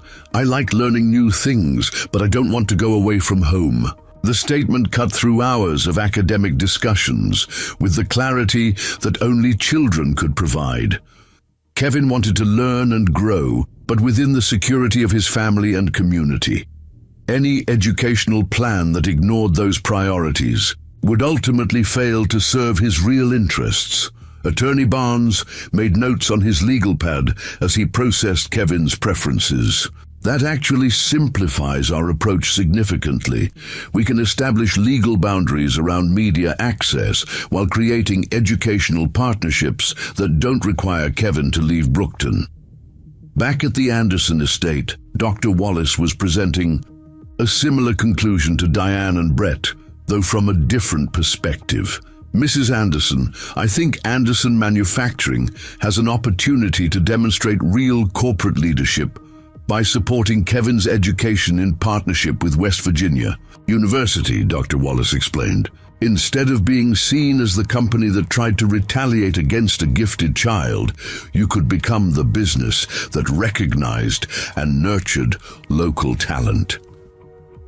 Diane's business instincts immediately grasped the public relations value of such an approach, but her maternal instincts were focused on the deeper issue of her son's character development. Dr. Wallace, that sounds like an excellent proposal, but it would require Brett to publicly acknowledge that his actions toward Kevin were inappropriate, she said, looking directly at her son. I'm not sure he's ready to take that kind of responsibility. Brett squirmed under his mother's gaze, realizing that his options were narrowing to either genuine accountability or continued escalation of a conflict he couldn't win. The week's events had demonstrated that community support was entirely on Kevin's side, and continuing to fight would only make Brett look worse. What exactly would I have to do? Brett asked reluctantly. You would need to publicly apologize to Kevin and his family for attempting to humiliate him, Dr. Wallace replied without hesitation. You would also need to acknowledge his genuine technical abilities and support the educational partnership we're proposing. The requirements were straightforward but demanding, asking Brett to surrender the privileged arrogance that had defined his identity in favor of basic human decency. For someone who had never been required to admit mistakes or show respect for people he considered beneath him, the prospect was genuinely challenging. And if I don't? Brett asked, though his tone suggested he already knew the answer. Then Anderson Manufacturing will continue to be portrayed as a company that harasses gifted children and their families, Diane replied bluntly. The public relations damage will continue to escalate, and our business relationships throughout the region will suffer accordingly. The business consequences were serious enough, but Diane's expression suggested that the family consequences would be even more severe. Brett was beginning to understand that his mother's patience with his behavior had reached its limits. At Taylor Auto Repair, the evening meeting was reaching similar conclusions through a different route. The adults had agreed on a framework that would provide Kevin with advanced educational opportunities while maintaining his connection to family and community, but they also recognized the need for the Anderson family to take responsibility for their role in creating the current crisis. We need some kind of public acknowledgement that this whole situation started because Brett Anderson tried to humiliate Kevin, Frank Sullivan said firmly. The boy deserves an apology, and the community deserves to know that corporate retaliation isn't acceptable. Dave nodded agreement, though his expression suggested mixed feelings about the requirement. Frank's right, but I don't want Kevin to become more of a public figure than he already is. An apology should be private, between families. I disagree. Gladys Turner interjected gently. Brett's attempts to humiliate Kevin were public, and the retaliation against local businesses was public. The apology needs to be public too, or people will think that wealthy families can mistreat others without consequences. Kevin looked up from his carburetor with a question that demonstrated his growing awareness of the adult conflicts surrounding him. Why does Brett Anderson want to hurt our family? We never did anything to him. The innocent question highlighted exactly why the situation required resolution. An 8-year-old boy was being forced to contemplate adult cruelty and injustice because of circumstances beyond his control, and that reality was unacceptable to everyone present who had Kevin's interests at heart. Kevin, Dave said carefully, sometimes people get angry when they feel embarrassed, and they blame other people instead of learning from their mistakes. But that's their problem, not yours. Dr. Mitchell leaned forward with the practical focus that had made her an effective educator. Kevin, the important thing is that we're going to make sure you can keep learning about engineering while staying here with your family. The rest of this adult drama doesn't really affect you. As both meetings moved toward their conclusions, it became clear that the resolution of Kevin's situation would require Brett Anderson to choose between his privileged pride and his family's future. The decision would determine not only his own character development, but also whether the broader community conflict could be transformed into something positive for everyone involved. Kevin himself remained focused on the carburetor he was reassembling, apparently more interested in understanding how the mechanical components worked together than in the complex social dynamics that his technical competence had triggered. His innocence and genuine curiosity stood in stark contrast to the adult conflicts swirling around him, serving as a reminder of what really mattered in the midst of all the political and social complications. The evening ended with both groups recognizing that the next day would bring either resolution or further escalation, depending on choices that would test everyone's character and priorities. Saturday morning dawned with the kind of crisp autumn clarity that made the mountains around Brookton look like they had been painted against the sky. The air carried the scent of wood smoke and fallen leaves, along with an undercurrent of anticipation that seemed to permeate the entire community. Word had spread through the informal networks that connected everyone in the small town. Something significant was going to happen today. At the Anderson manufacturing plant, workers arriving for the weekend maintenance shift found an unusual sight in the main parking lot. A small platform had been erected near the employee entrance, complete with a microphone system and folding chairs arranged in neat rows. Corporate events were rare enough at the factory, but outdoor gatherings were virtually unprecedented, suggesting that management had something important to communicate. Frank Sullivan arrived early for his shift and found himself studying the setup with the analytical attention he brought to equipment problems. "What do you think this is about?" asked Tony Marcelli, joining him near the platform. "Could be about the Kevin Taylor situation," Frank replied thoughtfully. "Been a lot of pressure on the Anderson family to address what happened." "About time," Tony said with satisfaction. "Boy deserves better treatment than he's gotten from Brett and his friends." By mid-morning, the parking lot had filled with employees, family members, and what appeared to be half the population of Brookton. News of the gathering had spread beyond the factory workforce to include customers from local businesses, parents from the elementary school, and curious residents who had been following Kevin's story in the newspaper. Dave Taylor stood near the back of the crowd with Kevin beside him, both looking uncomfortable with the attention their presence attracted. Kevin wore his best clothes, a button-down shirt and clean jeans that Linda had insisted on after learning about the public gathering. The boy seemed more interested in the mechanical aspects of the sound system than in the crowd of adults discussing his situation. "Dad, why did they want us to come to this?" Kevin asked, his voice barely audible over the murmur of conversation surrounding them. "I'm not entirely sure, son," Dave replied honestly, "but Mrs. Anderson said it was important for our family to be here." Gladys Turner appeared beside them with the purposeful stride of someone navigating through crowds with decades of experience. "Dave, Kevin," she said warmly, "I wanted you to know that whatever happens here today, the community stands behind your family." The sentiment was echoed by the positioning of the crowd itself. Factory workers, small business owners, and long-time residents had naturally arranged themselves in a show of support around the Taylor family, creating a buffer zone of friendly faces that provided both protection and encouragement. At precisely 10 o'clock, Diane Anderson emerged from the factory building and walked toward the platform with the confident bearing of someone accustomed to public speaking. She wore a business suit that managed to look both professional and approachable, the carefully chosen attire of someone who understood the importance of visual communication. Behind her came Brett Anderson, moving with the reluctant steps of someone being led to an execution. His usual arrogant confidence had been replaced by obvious discomfort, and his eyes avoided making contact with anyone in the crowd.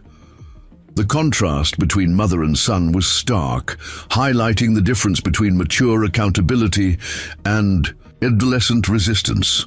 "Thank you all for coming," Diane began, her voice carrying clearly through the microphone system. "I've asked you here today because our company and our family owe this community an apology, and some debts can only be paid in public." The directness of her opening statement sent a ripple of surprise through the crowd.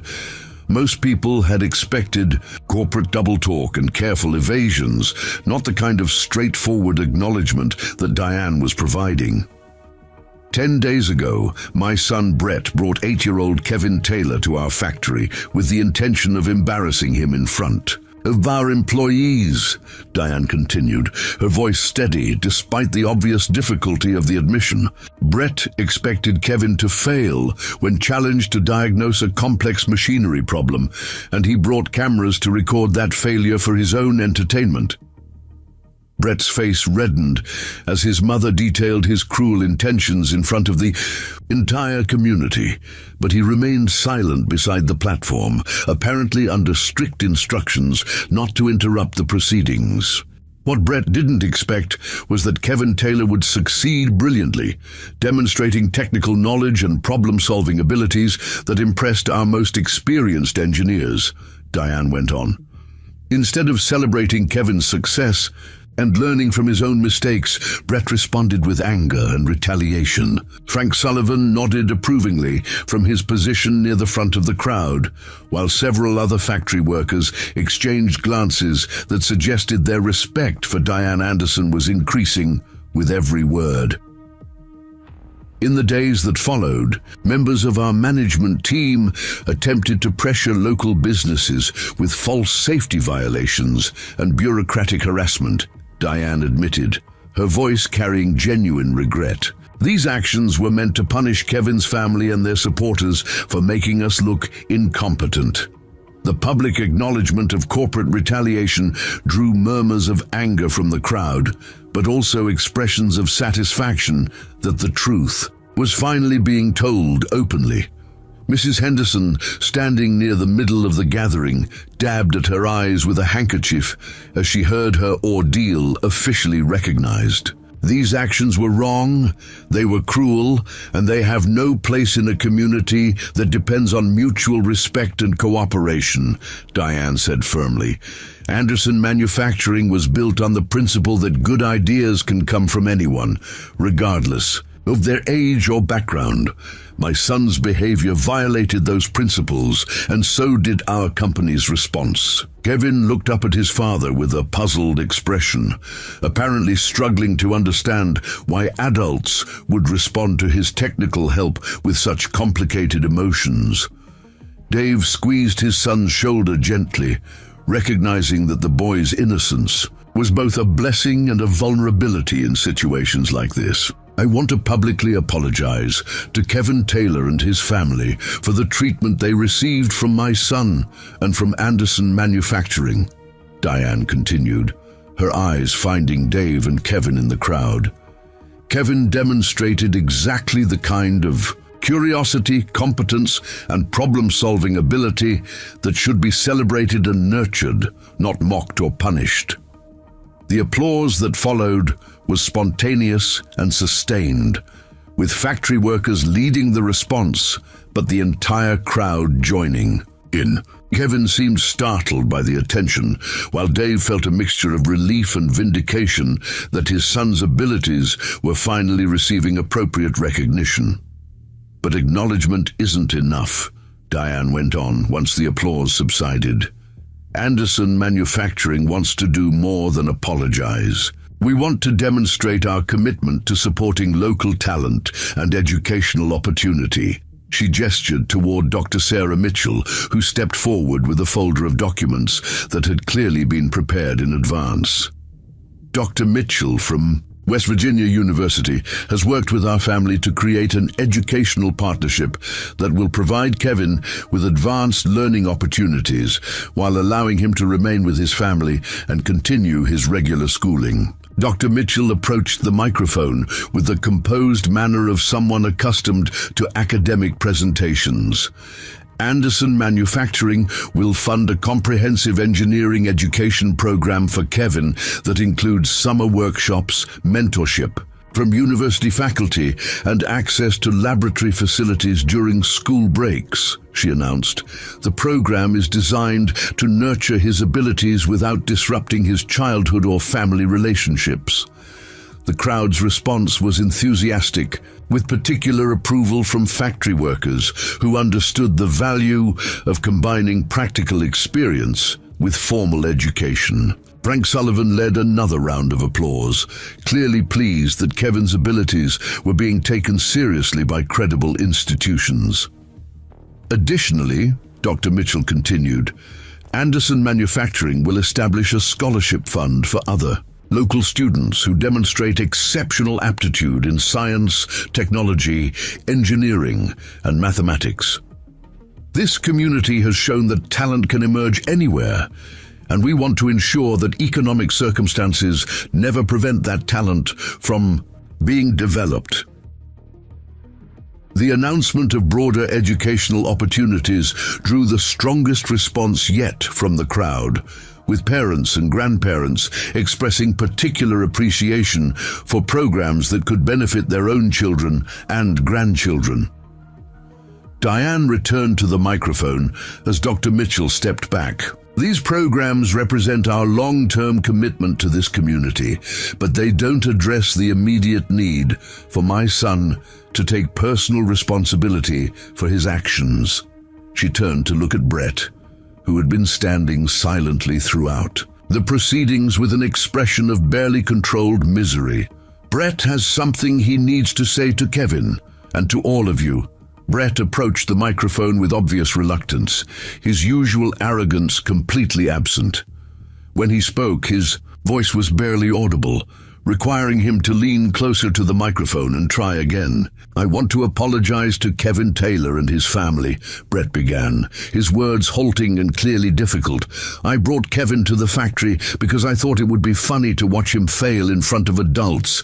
I wanted to embarrass him because I felt threatened by the idea that someone from his background might be smarter than me. The admission was painful to watch, partly because of Brett's obvious discomfort, but mostly because it revealed the ugly assumptions that had motivated his behavior. The crowd listened in silence, recognizing that genuine accountability required this kind of uncomfortable honesty. When Kevin succeeded instead of failing, I got angry. and tried to find ways to punish him and his family, Brett continued, his voice growing stronger as he worked through the confession.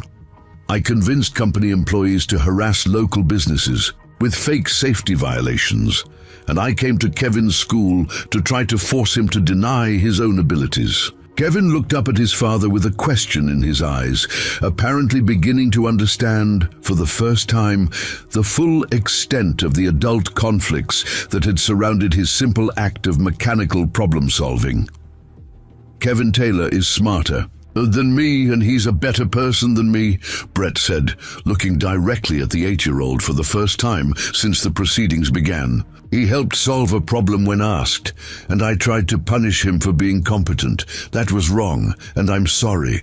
The apology was clearly genuine, spoken with the kind of difficulty that suggested real internal struggle rather than empty words chosen for public relations purposes. Brett's obvious discomfort actually made his statement more credible, because everyone could see that humbling himself in front of the entire community was genuinely painful for someone accustomed to privilege and deference. I also want to apologize to Mrs. Henderson and the other business owners who were harassed because of my actions, Brett continued, his voice steadying as he worked through the list of people he had wronged. You didn't deserve to be pressured with fake violations just because I couldn't handle being shown up by an 8-year-old.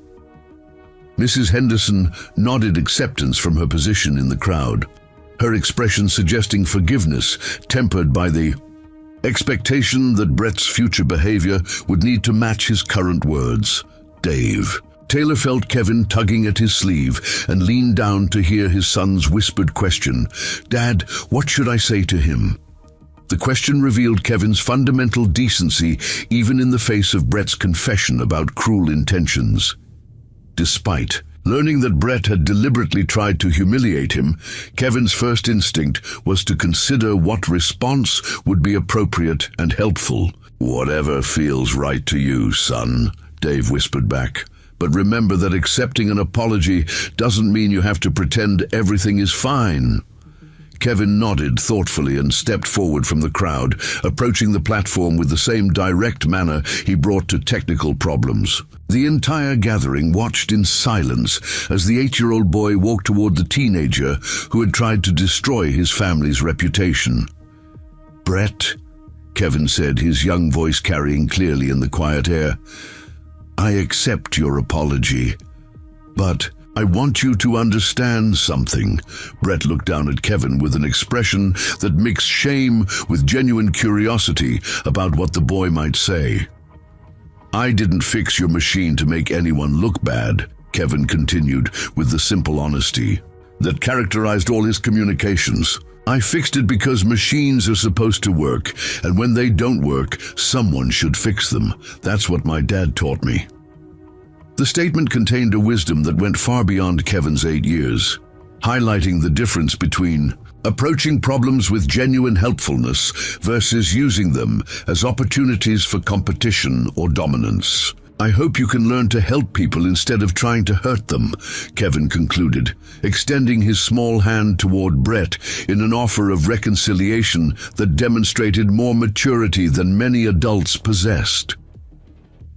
Brett stared at the offered handshake for a moment, clearly recognizing the generosity of Kevin's response. When he finally accepted the handshake, his grip was gentle and respectful, acknowledging both Kevin's forgiveness and his own need for continued growth.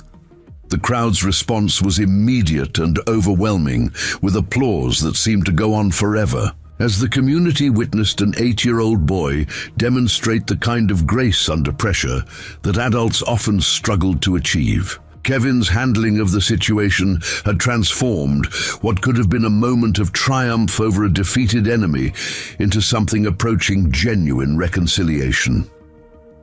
As the formal proceedings concluded and the crowd began to disperse, Dave Taylor realized that his son had not only demonstrated exceptional technical abilities, but had also shown remarkable emotional intelligence in navigating complex social situations. Kevin's combination of intellectual gifts and fundamental decency suggested that the educational opportunities being offered would be built on a foundation of character that could support whatever achievements the future might bring. 3 months later, the first Saturday in January brought a different kind of gathering to Brookton. Snow covered the mountains in pristine white, and the Anderson manufacturing parking lot had been transformed into a celebration space with warming stations, hot chocolate vendors, and display tables showcasing student projects from the newly established STEM education program. Kevin Taylor stood beside a table displaying his latest project, a detailed model of an improved automotive transmission system that he had designed during his winter break workshop at West Virginia University. The model was constructed from salvaged parts and machined components, demonstrating both theoretical understanding and practical craftsmanship that impressed the engineering professors who had supervised his work. "Kevin, can you explain how your design improves efficiency?" asked Dr. William Carter, who had traveled from MIT specifically to observe the progress of Brookton's educational experiment. The distinguished professor leaned forward with genuine interest, treating the 8-year-old's work with the same seriousness he brought to graduate student research. "The traditional design loses energy through friction at multiple contact points," Kevin explained, pointing to specific components in his model. "By redistributing the gear ratios and using ceramic bearings here and here, we can reduce energy loss by approximately 12% while improving durability." Dr. Carter nodded approvingly, making notes in the small notebook he carried everywhere. "Have you tested these calculations?" "We built a smaller prototype at the university lab and ran it for 40 hours. Kevin replied, with the methodical precision that characterized all his technical discussions. The efficiency improvements held up under load testing, and the wear patterns were significantly better than conventional designs.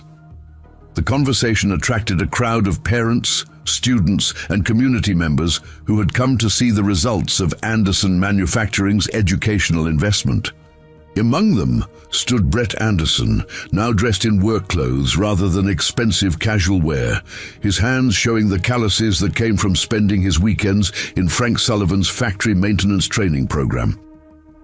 "Kevin," Brett said, approaching the display table with the respectful manner he had adopted since his public apology.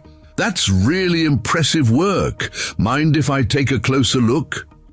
Kevin nodded agreeably, apparently holding no grudges about their difficult history. "Sure. The ceramic bearings are the really interesting part. They cost more initially, but they last 3 times longer than steel bearings and generate less heat." Brett studied the model with obvious interest, asking technical questions that demonstrated he had been learning engineering principles rather than simply serving time in his community service assignment. The interaction between the two boys drew attention from adults who remembered the animosity that had brought them together originally. "Brett's been working really hard in the factory training program," Frank Sullivan commented to Dave Taylor. As they watched the boys discuss transmission design, "Kid's got decent instincts once he stops thinking he knows everything already." Dave nodded, pleased to see that Brett's apology had been followed by genuine efforts at personal improvement. "Kevin mentions him sometimes, says Brett asks good questions during their workshop sessions." The educational partnership that had emerged from the crisis had evolved into something more comprehensive than anyone had originally envisioned. Kevin's advanced program had attracted other gifted students from throughout the region, creating a collaborative learning environment where children work together on increasingly sophisticated projects under university supervision. "Dad, look at this," called Emma Taylor, Kevin's 6-year-old sister, who was examining a robotics project created by 2 fifth graders from a neighboring county. The robot was designed to assist elderly people with household tasks, combining sensors, mobility systems, and user interface design that demonstrated impressive integration of multiple engineering disciplines. Linda Taylor joined her daughter at the robotics display, marveling at the sophistication of work being produced by elementary school students. Emma, maybe you'll want to join Kevin's program when you're older. I want to design better wheelchairs, Emma announced with the certainty that only children possessed. Mrs. Peterson next door has trouble getting around, and I think her wheelchair could work better. The comment drew a smile from Dr. Sarah Mitchell, who had been observing the family interaction. Emma, that's exactly the kind of problem-solving thinking we want to encourage.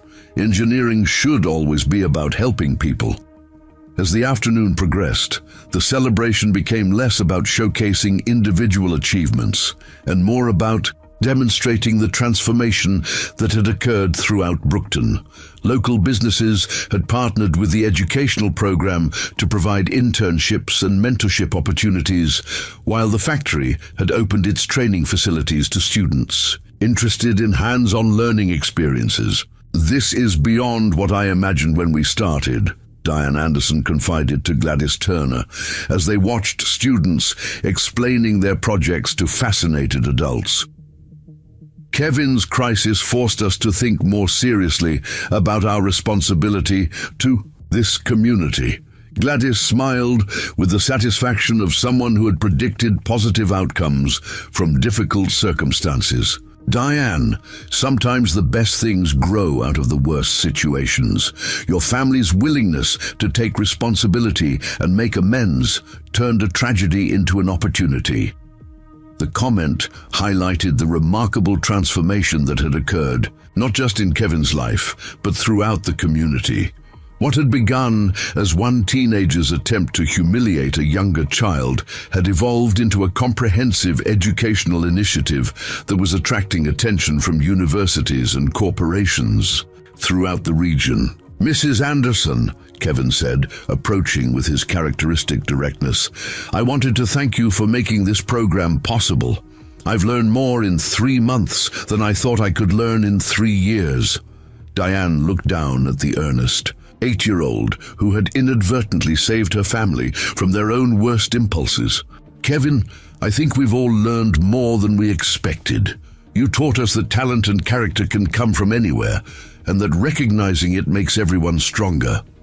The exchange was interrupted by the arrival of Rebecca Stone from the Brookton Herald, now accompanied by reporters from Charleston and Pittsburgh who were documenting the success of the rural STEM education experiment. The media attention was different this time, focused on celebrating achievements rather than exploiting conflicts.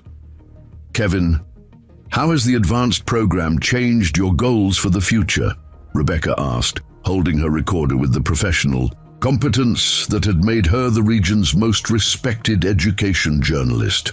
I still want to help my dad at the garage, Kevin replied without hesitation. But now I also want to design better engines and maybe teach other kids about engineering. There are lots of problems that need solving, and the more people who understand how things work, the better solutions we can find. The answer reflected both Kevin's fundamental loyalty to his family and his growing awareness of broader possibilities for contributing to society. His engineering education had enhanced rather than replaced his connection to practical, hands-on problem-solving. Dr. Carter stepped forward with an announcement that drew attention from everyone present. I'm pleased to report that MIT has approved a partnership with the Brookton STEM program that will provide summer research opportunities for qualified students. Kevin will be our first participant, working on automotive efficiency projects that build on the transmission design he's showcased today.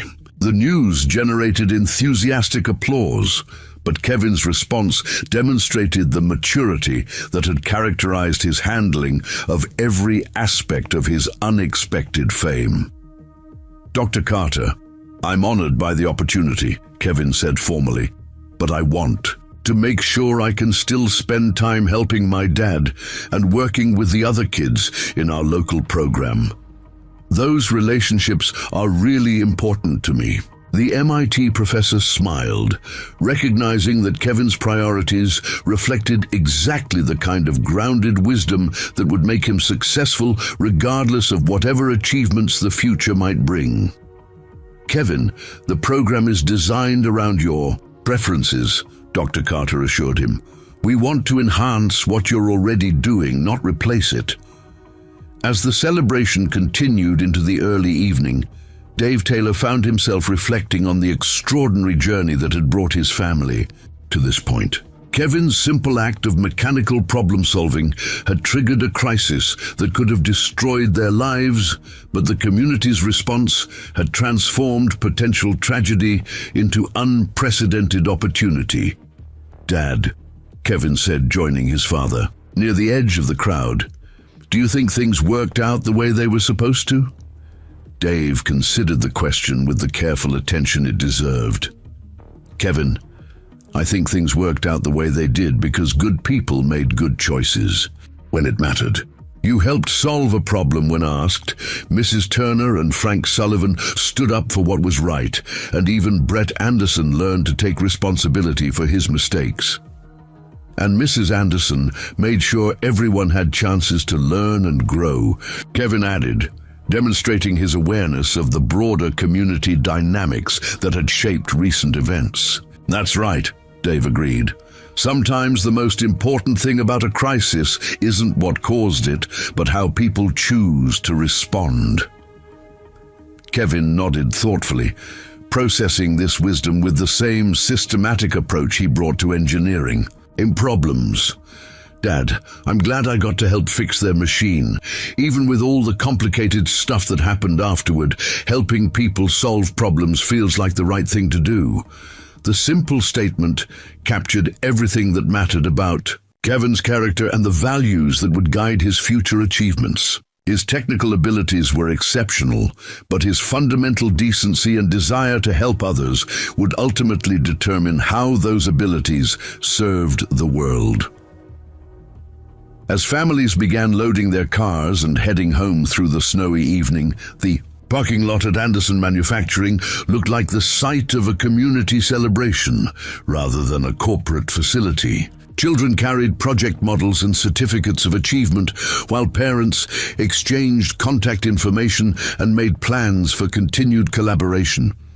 Brett Anderson helped clean up the display tables with the efficient competence he had learned. During his factory training, working alongside Kevin and the other program participants, with none of the arrogance that had characterized his earlier behavior.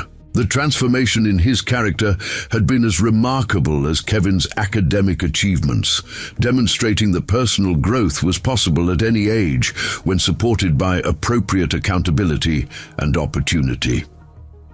"Brett," Kevin said as they folded, "the last table. Thanks for helping with the cleanup, and thanks for working so hard in the training program. Frank says you're becoming a really good troubleshooter." Brett smiled with genuine pleasure at the recognition, understanding that earning Kevin's respect required demonstrating competence and character rather than simply claiming superior status. "Kevin, working with actual equipment has taught me more about engineering than I learned in all my previous classes combined," Brett replied honestly. "I think I understand now why your approach to problems is so effective." The conversation between the two boys symbolized the broader transformation that had occurred throughout Brookton. What had begun as a conflict based on prejudice and privilege had evolved into collaboration based on mutual respect and shared commitment to learning. As the Taylor family drove home through the quiet streets of their small mountain town, Kevin pressed his face to the car window to watch the lights in houses where families were settling in for the evening. The sight reminded him of all the people who had supported his family during their difficult period and who continued to be part of the educational community that was growing around them. "Dad," Kevin said as they pulled into the familiar driveway, Beside Taylor Auto Repair, I know I'm getting lots of opportunities to learn about engineering, but I never want to forget that the most important thing is helping people solve problems. Dave turned off the engine and looked at his son with the pride that came from recognizing character as well as ability. Kevin, as long as you remember that, I think you'll do just fine with whatever opportunities come your way.